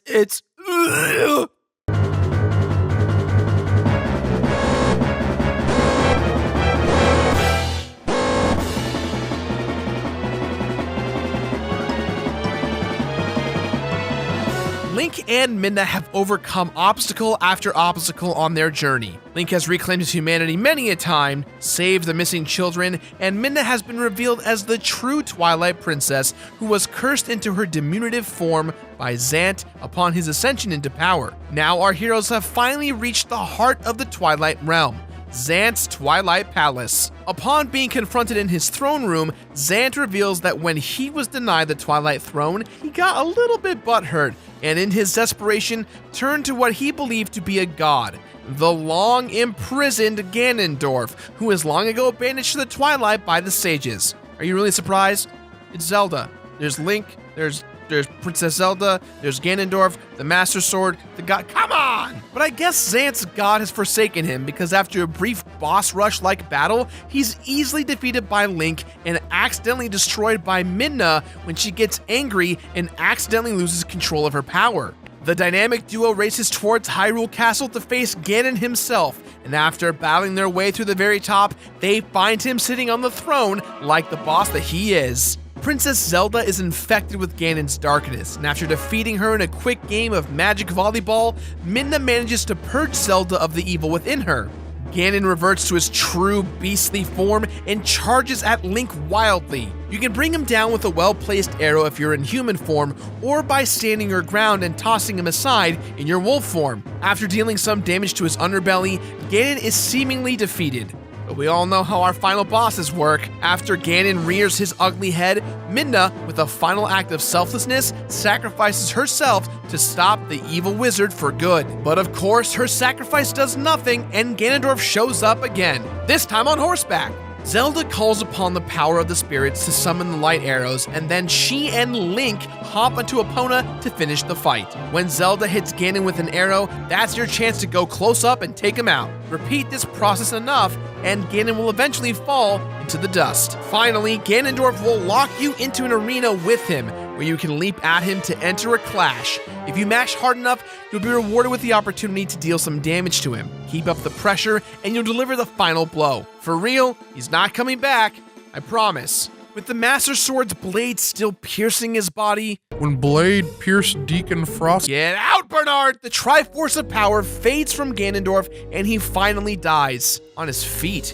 Jesus, Ganondorf is seriously the toughest bastard in Hyrule. The good news is that Midna is actually alive and, well, transformed back into her natural supermodel anime self. Damn, girl! Link and Zelda say their farewells to Midna as she prepares to return to her realm through the only door that exists between the two, the Twilight Mirror. But just as she leaves, Midna shatters the mirror, ensuring that no realm will ever be able to endanger each other again. With the balance between light and dark restored, life gets back to normal in Hyrule. Children are reunited with families. Gorons sumo wrestle with each other endlessly into the night, and cultists dance around fountains everywhere. As for Link, just like the hero that he is, he rides off into the distance, ready for his next adventure. Oh, he just stopped.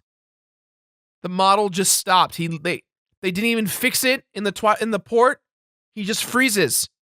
I guess they didn't program him to ride completely out of frame, but that's a little more on the awkward side. I guess you can see all kinds of things you weren't supposed to see in HD. Oh well.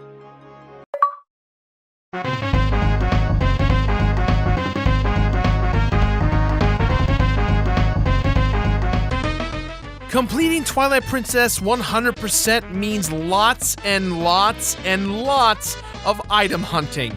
This game's version of Hyrule is pretty damn big, and there are collectibles in just about every corner, so exploring diligently is a must if you plan to go all the way. First up are the heart pieces. Collecting 5 of these will increase Link's maximum health by 1 heart, and they're mainstays of the Zelda games. Not so fun fact, most Zeldas require 4 heart pieces to form a new heart, not 5, Twilight Princess. If you want to get all 20 hearts for Link, you'll have to search every chest, interact with most of the NPCs that offer minigames, and get high scores in said minigames, because these heart pieces can be found in just about anywhere. And I thought the American healthcare system was brutal.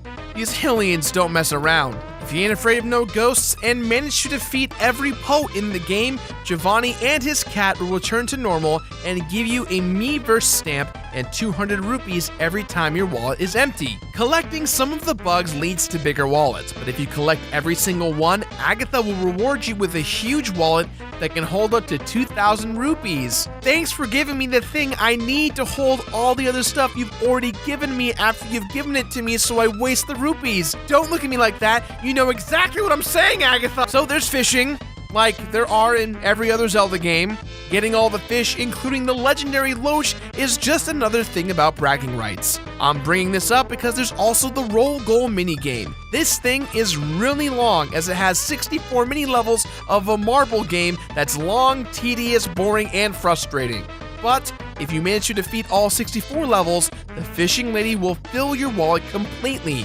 Unfortunately, both of these things, while difficult and time-consuming, give you absolutely nothing. Roll goal! Yay! Getting all the Miiverse stamps was really a pain in the ass, mostly because they could be anywhere. You could buy some, do a good deed and get one, explore a dungeon, you unknowingly may get a Miiverse stamp for any of these things. All of course for the Miiverse, but not really a big payoff for anything other than that.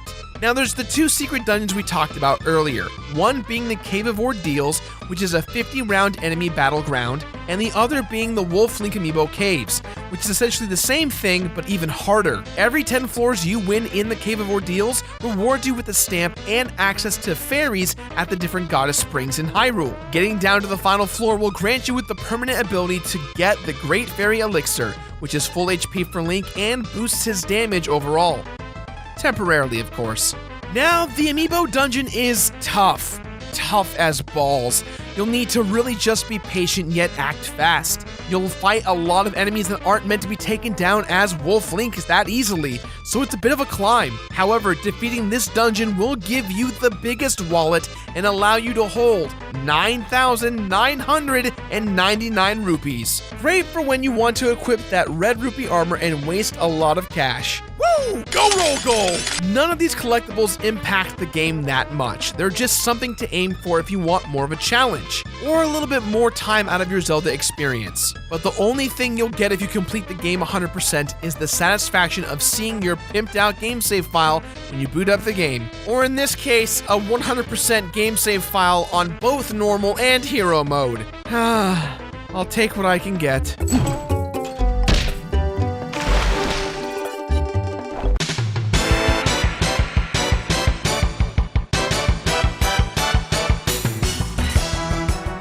Twilight Princess HD definitely straddles the line between ease and difficulty, especially when you consider the added versatility of its hero mode. There was never a moment when I felt overwhelmed, but I never got bored either. The few times I did die, I knew exactly how and why I messed up. And as long as you have a guide or really any knowledge of Zelda, the collectathon portions aren't that bad. In short, Zelda is too much fun to ever be that frustrating. During my playthrough of Twilight Princess HD, there were 5 game over screens, 2 full campaigns, 100% completed, 90 heart pieces found, 120 Poes defeated, 48 golden bugs collected, 100 Miiverse stamps gathered, 12 fished for, 115 hours of total playtime, 128 levels of stupid freaking roll goal, and 3 base nightmares I had while playing this game. The Legend of Zelda Twilight Princess HD is so engrossing that even if you did not set out to complete this game 100%, you may just find yourself attempting to do so. It's a classic Zelda title that still offers great moments and a great time all the way around.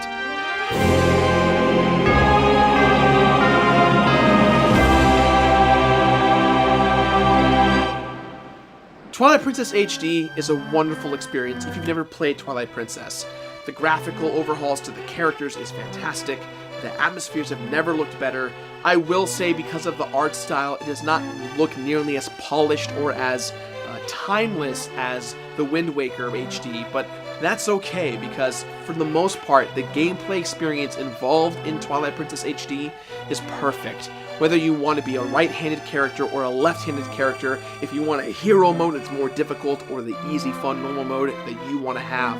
If you have the amiibo or you don't have the amiibo, it does not matter. Twilight Princess HD provides a lot of great stuff in here, and there isn't a better time to play it than now. So, with that in mind, guys, I give this game my completionist rating of complete it. That's right, you heard me correct. Complete it.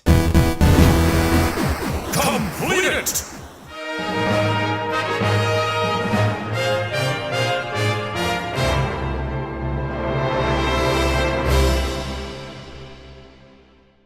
Hey everyone, and welcome to an all-new episode of The Completionist, where we don't just beat the games, we complete them.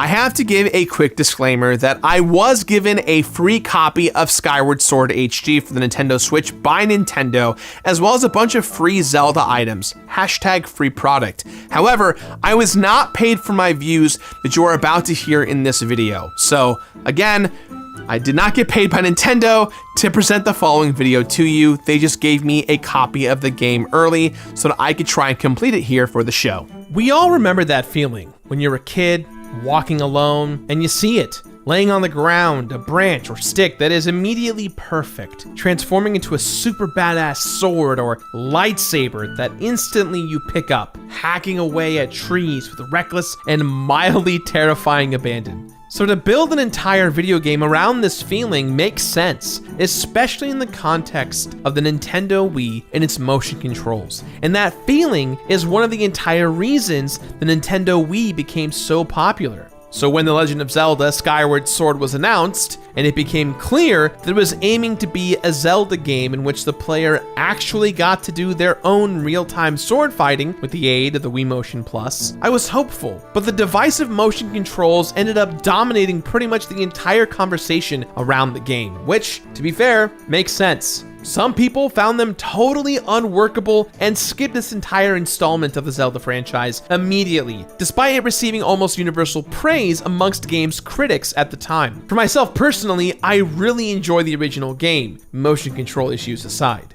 which meant that I was very excited when I heard about Skyward Sword HD for the Nintendo Switch. Now with the option to control the sword with the right thumbstick instead of motion controls, while still maintaining the motion controls for those veterans that desired it, this felt like a reset. An opportunity to engage with this game in a different way and judge it on its own merits, while also allowing the original fan base that supports it to continue their passion for the game. Remember this guy? Yeah, me too. Today, I am very excited to be covering Skyward Sword HD because it's a bit of a minor landmark here for the show. This is the final 3D Zelda game that I have not completed for the channel, and I am very stoked to cross it off this list, but I'm even more pumped to give this game a brand new shot. I liked it when it first came out, and don't even think the motion controls were entirely a failure. Check out my Skyward Sword Defended video for more information on that. But it's impossible to deny that there were a lot of deal-breaker moments here for a lot of people in Skyward Sword. Now that the game is playable without them though, I feel like it's a great opportunity to step back and approach the content of Skyward Sword HD on its own merits. And I know the motion controls are still an option, and yeah, it's probably better for some people now, but I'll say up front, for this playthrough, I completed the entire game with the Pro Controller, and I found that it works very, very well. It may eliminate that feeling of swinging a stick around like it's a sword, but now I feel like I can approach it more as an installment of the Zelda franchise rather than as a gimmick-driven oddity within the series. So I guess today, when we complete Skyward Sword HD, we're not going to be needing this guy anymore. Let's begin. Yes! All glory goes to the winner!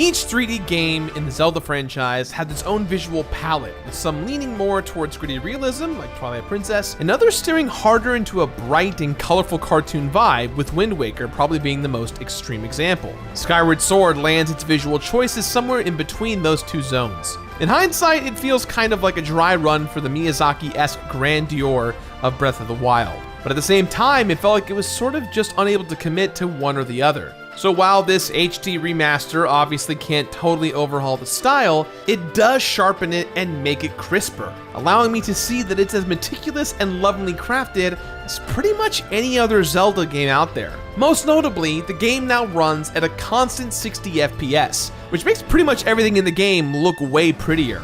The smoothness allows the visual choices to take on a life of their own and justify themselves a bit more. Now that it runs better, the overall aesthetic is clearer as a deliberate choice and feels like a unified vibe instead of a weird combination of all the past identities of the series. I will say that some of the textures still don't look 100% amazing, with occasional moments that almost feel PS2-esque. And since this is a full price remaster, it definitely feels like they could have put just a little bit more elbow grease into it, since polishing it up is basically the whole point of re-releasing a game like this. Okay, fine, with this particular game, I acknowledge that the main point is probably fixing and replacing the motion controls, but still, if you're gonna charge full price for a remaster of a game, I want the upgrades to be apparent in essentially every frame. It sounds nitpicky, but the reason why it stands out to me more than usual is because lots of the game did get up-resed. Even during some cutscenes, the character models look greatly improved, while other cutscenes looked like they needed a little bit more time. It's still pretty to look at, even if it could use some more polish, and the visual style isn't necessarily something I would have chosen, but it works for the story and the vibe of the game, which is set at the very beginning of the vast and ever-shifting Zelda timeline. That's right, Skyward Sword is technically supposed to be the first Zelda game in the franchise with regards to story. Skyward Sword begins in Skyloft, a floating city where Link is training at the Knight Academy with the help of his childhood friend, Zelda, who is also the headmaster's daughter. The residents in Skyloft have basically no concept of the surface world, which was closed off after a devastating war with a demon king named Demise. Flying around on Loftwings, which are giant colorful birds used to get around the Sky Islands, Zelda gets snatched up by a tornado and is cast down to the surface. This leads to Link learning that he's a prophesized hero of destiny who not only has to save his best friend, but the entire surface world altogether. This game also starts kind of as a prequel to how the Master Sword was made. With our new spiritual successor to Navi being Fi, Link works with the goddesses and the dragons of the various lore of Zelda, and essentially is the reason why the Master Sword is created. The character work in Skyward Sword is super endearing. The main characters are for sure lovely. The relationship that Zelda has with Link is not the only one that I love in this game. I love the bond between Impa and Zelda and how that connection is there the entire game without us even realizing it. There's a lot of little smart time travel, Back to the Future-esque character moments that immediately put this game in a higher standing for me. I love all the characters in this game, from the item check lady who starts to fall in love with you, to Pipit's mom who wants you to clean her home, to the weird romantic triangle between Pipit, Colin, and Kareen, to the pumpkin patch owner that makes you pay off the chandelier you broke. And how could I forget Groose and his Groosinator? Groose is a criminally underrated character in Zelda's history, and I'm stoked to see Nintendo of America's social media account dive deeper into their own meme and lore for Groose. Every single side character in Skyward Sword is one that, at first glance, I didn't care about at all. This time around, I loved every single one of those characters in this gaming world. And that even includes my admiration for Girahim. Now, to be clear, Girahim was the character of this game that I always thought was gross. Him and the imprisoned fights I generally do not enjoy. Originally, I didn't like fighting him so many times because it felt like a test. It felt like a, hey, you've been playing this game for several hours. Do you want to see if you're any good? This was the Clippy of testing your skills in Skyward Sword. Now, I've learned that fighting Girahim was not just testing me, but testing my relationship with Fi and my progression as a character trying to save my childhood friend. And when you realize that Girahim is Demise's version of Fi for you in the Master Sword, you really understand how evil he really is. So within myself, I found an appreciation for not just the side characters, but for all of the characters in this game. For me, I think that the setting of this game at the beginning of the Zelda timeline is very dope. I like that they gave us the origin of beloved little series landmarks and a story that's not immediately tied to the most famous Zelda iconography like Hyrule or Ganon. And while other games like Link's Awakening have changed up the setting and given us other villains, Skyward Sword feels different because instead of introducing new stuff, it makes the old stuff that we know feel new and unfamiliar by taking us way back in time. The thing that I found most successful about the game's story when I first played it when it first came out many years ago, and still thinks that it stands out to this day, is the relationship between Zelda and Link. This is a relationship that varies widely from game to game, but always feels kind of abstract. Zelda's a princess. Link has to save her. There's weird unspoken tension between them, and we all know how that goes. But it's here in Skyward Sword that the relationship between them not only has more history because they're childhood friends, but it also feels more lived in. Like Link is determined to save her because he actually cares about her as a person rather than an abstract concept tied by the sands of fate. To me, it ends up making their relationship feel a little romantic, which immediately creates a different dynamic that's exciting and very fresh. It makes the romantic tension between them actually feel earned, and makes the whole game feel more relationship driven. In fact, I'd go so far as to say that it's the only Zelda game where the central Link/Zelda relationship really works for me and feels like a character-focused bit of storytelling. Obviously, I always care about both Link and Zelda individually and respectively, but here, they really work as a unit, which also helps get the game's story through an otherwise slow start. The things that drove people away from this game are very fair, but when it comes to the story and world here in Skyward Sword, there's just as much to love as there usually is in the Zelda game, which is an awful lot. The same goes for the music, which was done with a live orchestra and feels right at home in the overall pantheon of Zelda tracks. Now, initially, I found that there aren't necessarily any tracks that I would call instantly iconic, but it all flows and fits with what the game is doing and feels very cohesive. It's one of several ways that this version allows the game to get out of its own way a little bit. However, 10 years has passed since the original game came out, and the music here in this game became more important to me because of my 1,000-hour-long journey in completing Hyrule Warriors. All the Skyward Sword music in that game got a bunch of rock and roll metal infused into it, which is so freaking cool. And that to me reminded me of how much I love Skyward Sword's music. So credit where credit's due. The same goes for Fi, the prototype fairy who used to chime in way too much.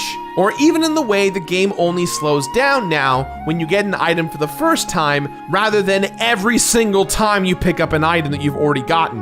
Outside of those little quality of life changes, do I necessarily think that this remaster offers a brand new version of the experience?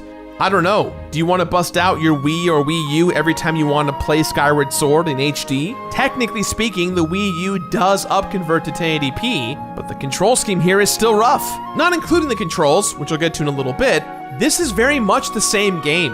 And whether or not you think it's worth the full $60 is going to be up to you. If you like Zelda and dig this game and want to experience it in a new way, then yeah, it's probably worth it. But if you feel that the original controls kept you from experiencing it properly, and now you can, then great, go for it. Now, one of the biggest complaints I've seen online is that people are upset that the ability to fly from anywhere you want in the world map at any given moment is a brand new feature that is reserved specifically for those who purchase the brand new Skyward Sword Zelda amiibo. And to be fair, yeah, I'm not a fan of this. Now, to be clear, I'm a fan of using amiibo for content in that sense. I've got almost every amiibo out there, Zelda and non-Zelda based, but I can't use any of them in this game except that brand new one. To me, this was a huge oversight and mistake, as it would have shown customer loyalty.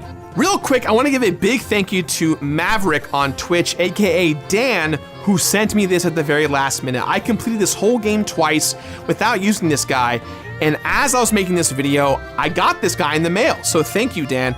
And I've spent some time with it now, and I can confirm that the function of this amiibo is really not worth it. The fast travel mechanic is a weird mechanic that isn't necessary, because my point still stands that there are plenty of bird statues in the game to not only save, but travel out of the world you're visiting. And that kind of puts this thing a little bit more on the obsolete side. However, I will say one of the cool features about this guy is that if you use him in a dungeon, it takes you out of the dungeon right away, no matter where you are. And if you use it again while you're in the skies, it'll transport you back to the exact area in which you use this guy to warp you out. So it's really kind of like a flagpole to remember where you are in the game. And for that, that's pretty cool. I still stand by that you can't really get these guys anywhere. So again, you're not missing out on that much. If this is a big deal to you, just buy one of those amiibo discs that they're out there that'll let you save all the data locally.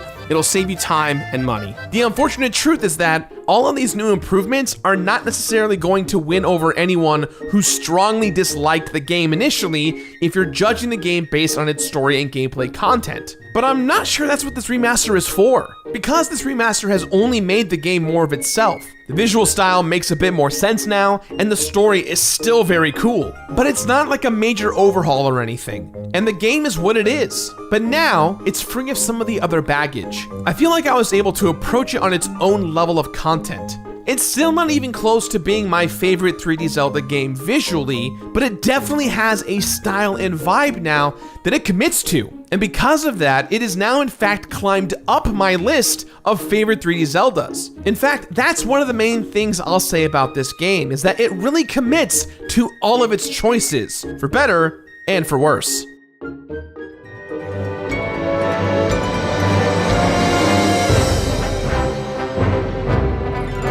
Alright, it's time to talk about the elephant in the room, the motion controls. But more importantly, the way that every single original design choice in the game pivots around those controls, and how the game feels when translating these choices onto the control stick instead. Skyward Sword initially came out kind of late in the Nintendo Wii's lifespan, when the novelty of motion controls was starting to finally wear off. But the promise of doing some Zelda-style swordplay with the Wiimote was still appealing to me, even if it didn't quite end up working out that way. Whether it was with the Motion Control Plus adapter, or with the special Zelda-themed Wiimote that had Wii Motion Plus inside of it, the reality of swinging Link's sword around didn't live up to the fantasy all the time. And to be clear, I never thought that the motion controls for this game were completely terrible. Rather, they were just wildly inconsistent, which led to many people having super understandable frustrations with how it felt to play through the game. Sometimes they'd work great, and then other times they felt impossible, and only led to me wildly flailing my arms around like an idiot, when the whole point of the sword controls like this should be to make the player feel cool. So I don't judge anyone who bailed early on, or wrote Skyward Sword off as the one major Zelda game that they're just never going to get around to. I think that's totally fair, which brings us to this port and the introduction of something that I always will love: options. Now, I'm sure that the updated motion controls for the Switch version are a bit better than they were for the Nintendo Wii. I tried them out for a little bit and thought they felt pretty much the same, but that's fine. That's just my take. The main draw here is the option to use the sticks instead, which is how I chose to engage with the game this time around, both because I felt like it would streamline the completion process, which it absolutely did, and because I liked the idea of experiencing the game in a totally different way, and judging its content as a Zelda game beyond the divisive control setup. And honestly, I think it's great to have that choice. If the motion controls are integral to the experience for you to have, then go for it, and enjoy this port as nothing but a remaster. But now, people who bounced off this game the first time can give it another shot. And I think that everything maps onto the stick very well, considering how integral the motion stuff was to the original design. Nearly all of the combat and puzzles in Skyward Sword are built around directional attacks, or being able to hold up your sword in any direction, like the Skyward Strike, in which you raise the sword above your head straight up before bringing it down down quickly to throw a projectile. Enemies need to be attacked from specific directions. From the ground up, the motion controls are key to pretty much everything the game is doing. And it makes sense, because pretty much every Zelda game has some kind of key gimmick or mechanic that it's built everything around. Yet the control stick can do pretty much everything that motion controls could do, outside of capturing that feeling of transforming a stick into the world's coolest sword. But honestly, even the motion controls themselves didn't really do that all that well, so I'm not sure that much was lost. I will say that everything feels much quicker and easier to me with the stick, and I say that as someone who didn't even hate the original controls. Now, playing with the stick, it feels like enemies die way faster instead of being a whole thing every single time you got into an encounter. I was even blasting through some of the dungeons in less than 30 minutes, where they normally would have taken me closer to 90 minutes before. And there are pros and cons to how quick and effortless everything feels now, but I'm mostly cool with it. Enemies can get bopped way faster now. Puzzles require less arm waving, trial and error, and overall, it feels better. I wanted to bring some food for thought for you guys that I definitely kept thinking about as I completed the game. And that is the shield parry. Originally in the game, parrying required you to thrust your nunchuck towards the screen to protect yourself. But with the stick controls, you can simply just press in the stick to parry an enemy attack. It's here that I realized one of the reasons why Skyward Sword is relatively easy is because of, well, Dark Souls and Souls-associated games. In the last 10 years, every Souls game that came out taught all of us how to parry properly, even making many games want to include a parry system.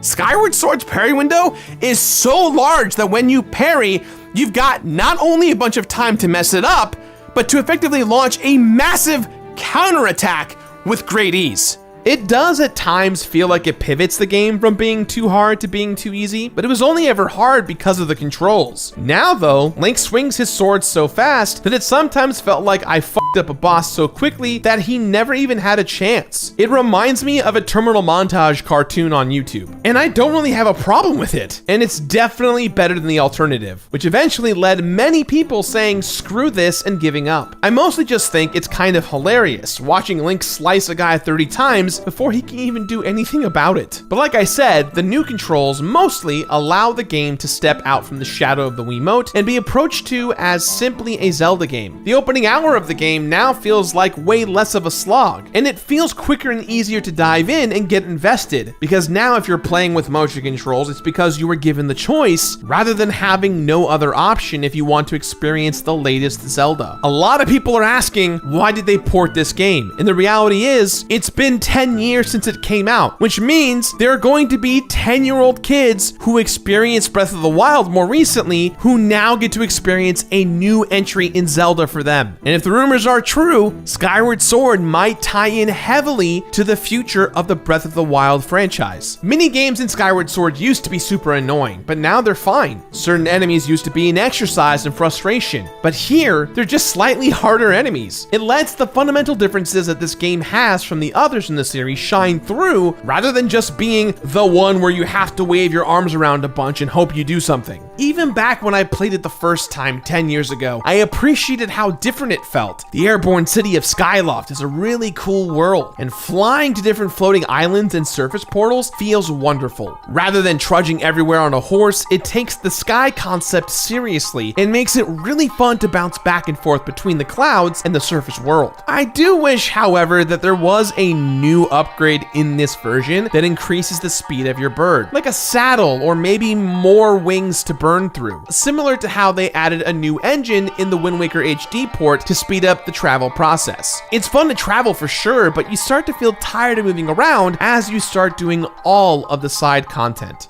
Even fast travel is insanely easy, with bird statues pretty much being everywhere. There is that amiibo support that lets you travel from anywhere you are, but it honestly doesn't seem necessary to me because getting around is already really simple and convenient. The dungeons themselves feel kind of streamlined and pared down, especially now that everything moves along so much faster. And that's not necessarily a bad thing. A few of the dungeons themselves are actually low-key bangers, like the Sand Ship, which may actually be one of my favorite Zelda dungeons of all time. One of the common complaints about Skyward Sword is that there's only 3 areas to travel to. And that's true. You have the Faron Woods, the volcano, and the desert. Sometimes you have to go back and forth between them to further the plot, but I never felt that I was slighted by this. It didn't feel bad because the dungeons and the areas around them got expanded. Sometimes you'd revisit another dungeon you just completed, but for the most part, there are 6 different dungeons that are in 3 locales. And all the mechanics for all 6 dungeons feel very, very different. It doesn't feel like you're revisiting the greatest hits again.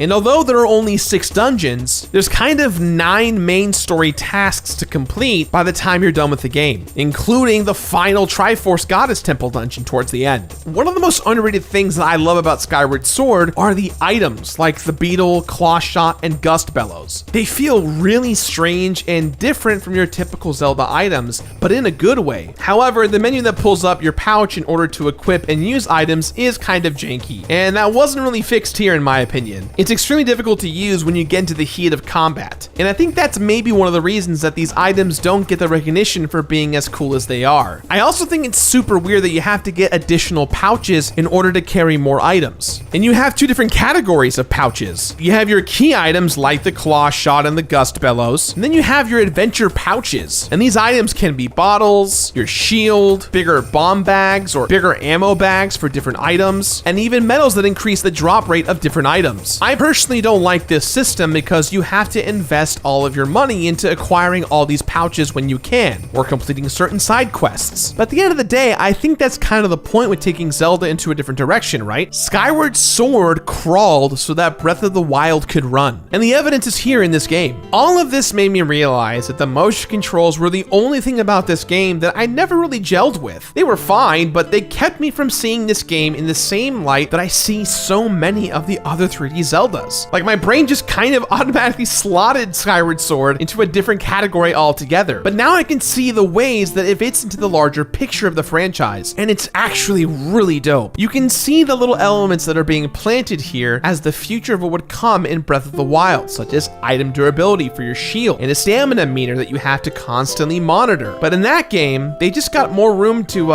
breathe. I know.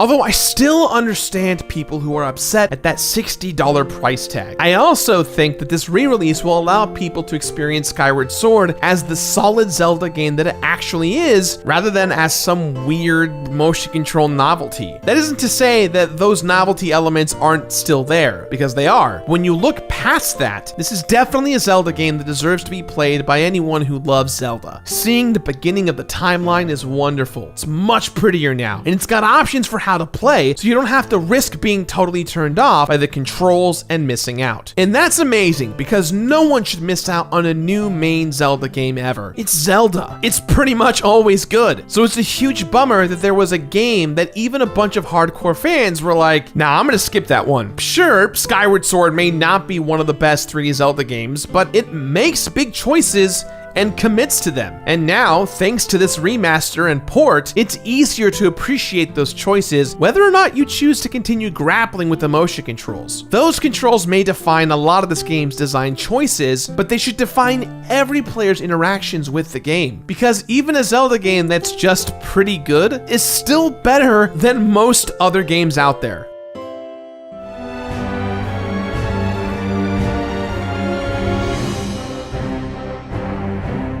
Completing a Zelda game usually means 2 major things outside of finishing the main story: collecting all of the game's many collectibles, mostly involving a bunch of citizens of Hyrule, and finishing a second run on some version of a hero mode, which makes everything harder. And both of those criteria apply here, which leads to a completion experience that feels pretty standard for a Zelda game, now that wrestling with the controls isn't a part of it. Sometimes hero mode restricts the overall number of hearts or makes enemies way harder to kill, but here it vastly reduces the amount of health spawns found throughout the world to 0 and causes the enemies to deal double the damage, which is fine as long as you're not getting hit, but really sucks as soon as someone gets you even once. Overall though, it's about the same level of added difficulty that I expect from hero mode in a Zelda game. 2 playthroughs is what I expected, and that's what I got. And it's only on hero mode that you can get to the true end of the Thunder Dragon's lightning round of bosses, which I want to talk about a little bit right now. It's a boss rush mode in which you can fight any bosses you've already beaten in the story, which means the game's final bosses aren't aren't available until you get back to the Thunder Dragon on your hero mode playthrough. But a lot of people understandably tapped out from frustration before they even reached this gauntlet, which means they missed the game's best reward. After each battle, the dragon gives you the option to quit, which will give you a reward, generally rupees. But if you get to the end, after the 8th fight, you'll get the Hylian Shield, which is easily the best shield in the game, obviously. Lots of people complain about the game's breakable shields without knowing that this iconic item was waiting for them later in the game. However, this boss rush is no joke. In the first playthrough, the final reward is the Hylian Shield and stops before you get to the final boss. In hero mode, you have to fight the extra Girahim fights, Horde battle before it, and the final battle with Demise. Doing so completely fills out your wallet to max rupees. It ends up being a bit of a bragging rights situation, which is totally okay considering that this challenge is very optional. But for us completionists out there, bring it on. Now the reward is not worth it in my opinion, but the challenge definitely is. Which brings me to the collectibles. This game definitely has fewer heart containers to find, but if you have 2 heart piece medals, there are actually 20 containers as usual. And it definitely feels like a lot less compared to previous Zeldas because the game starts you with 6 heart containers at the very beginning. Yet in the usual fashion, there are in fact 24 heart pieces to find. There's less bosses in this game that give you full heart containers, so you've got to get those extra medals too if you want the 20.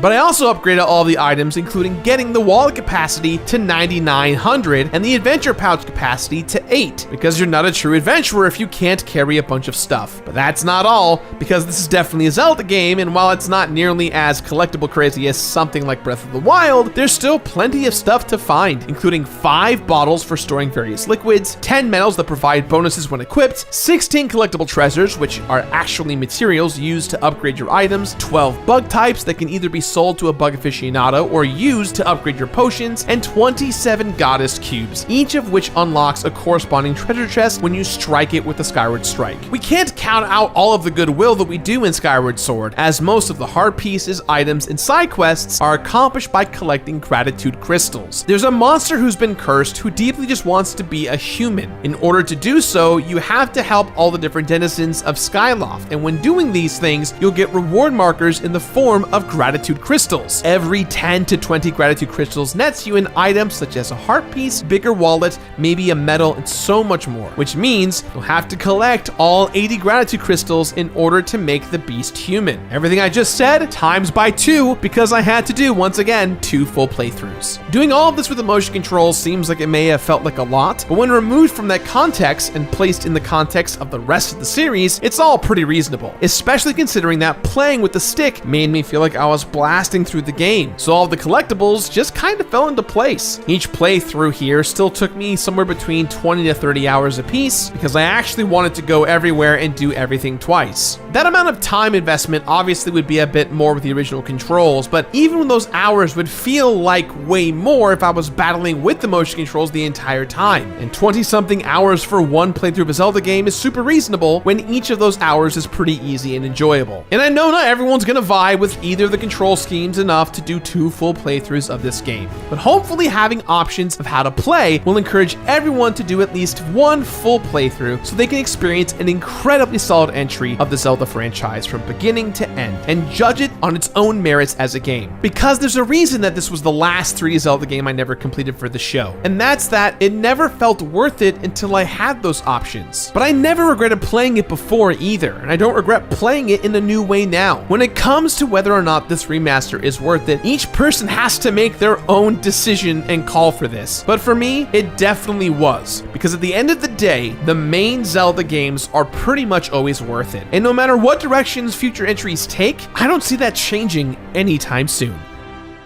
I have finally reached a place of acceptance with Skyward Sword, thanks to this HD re-release, and I hope you have too.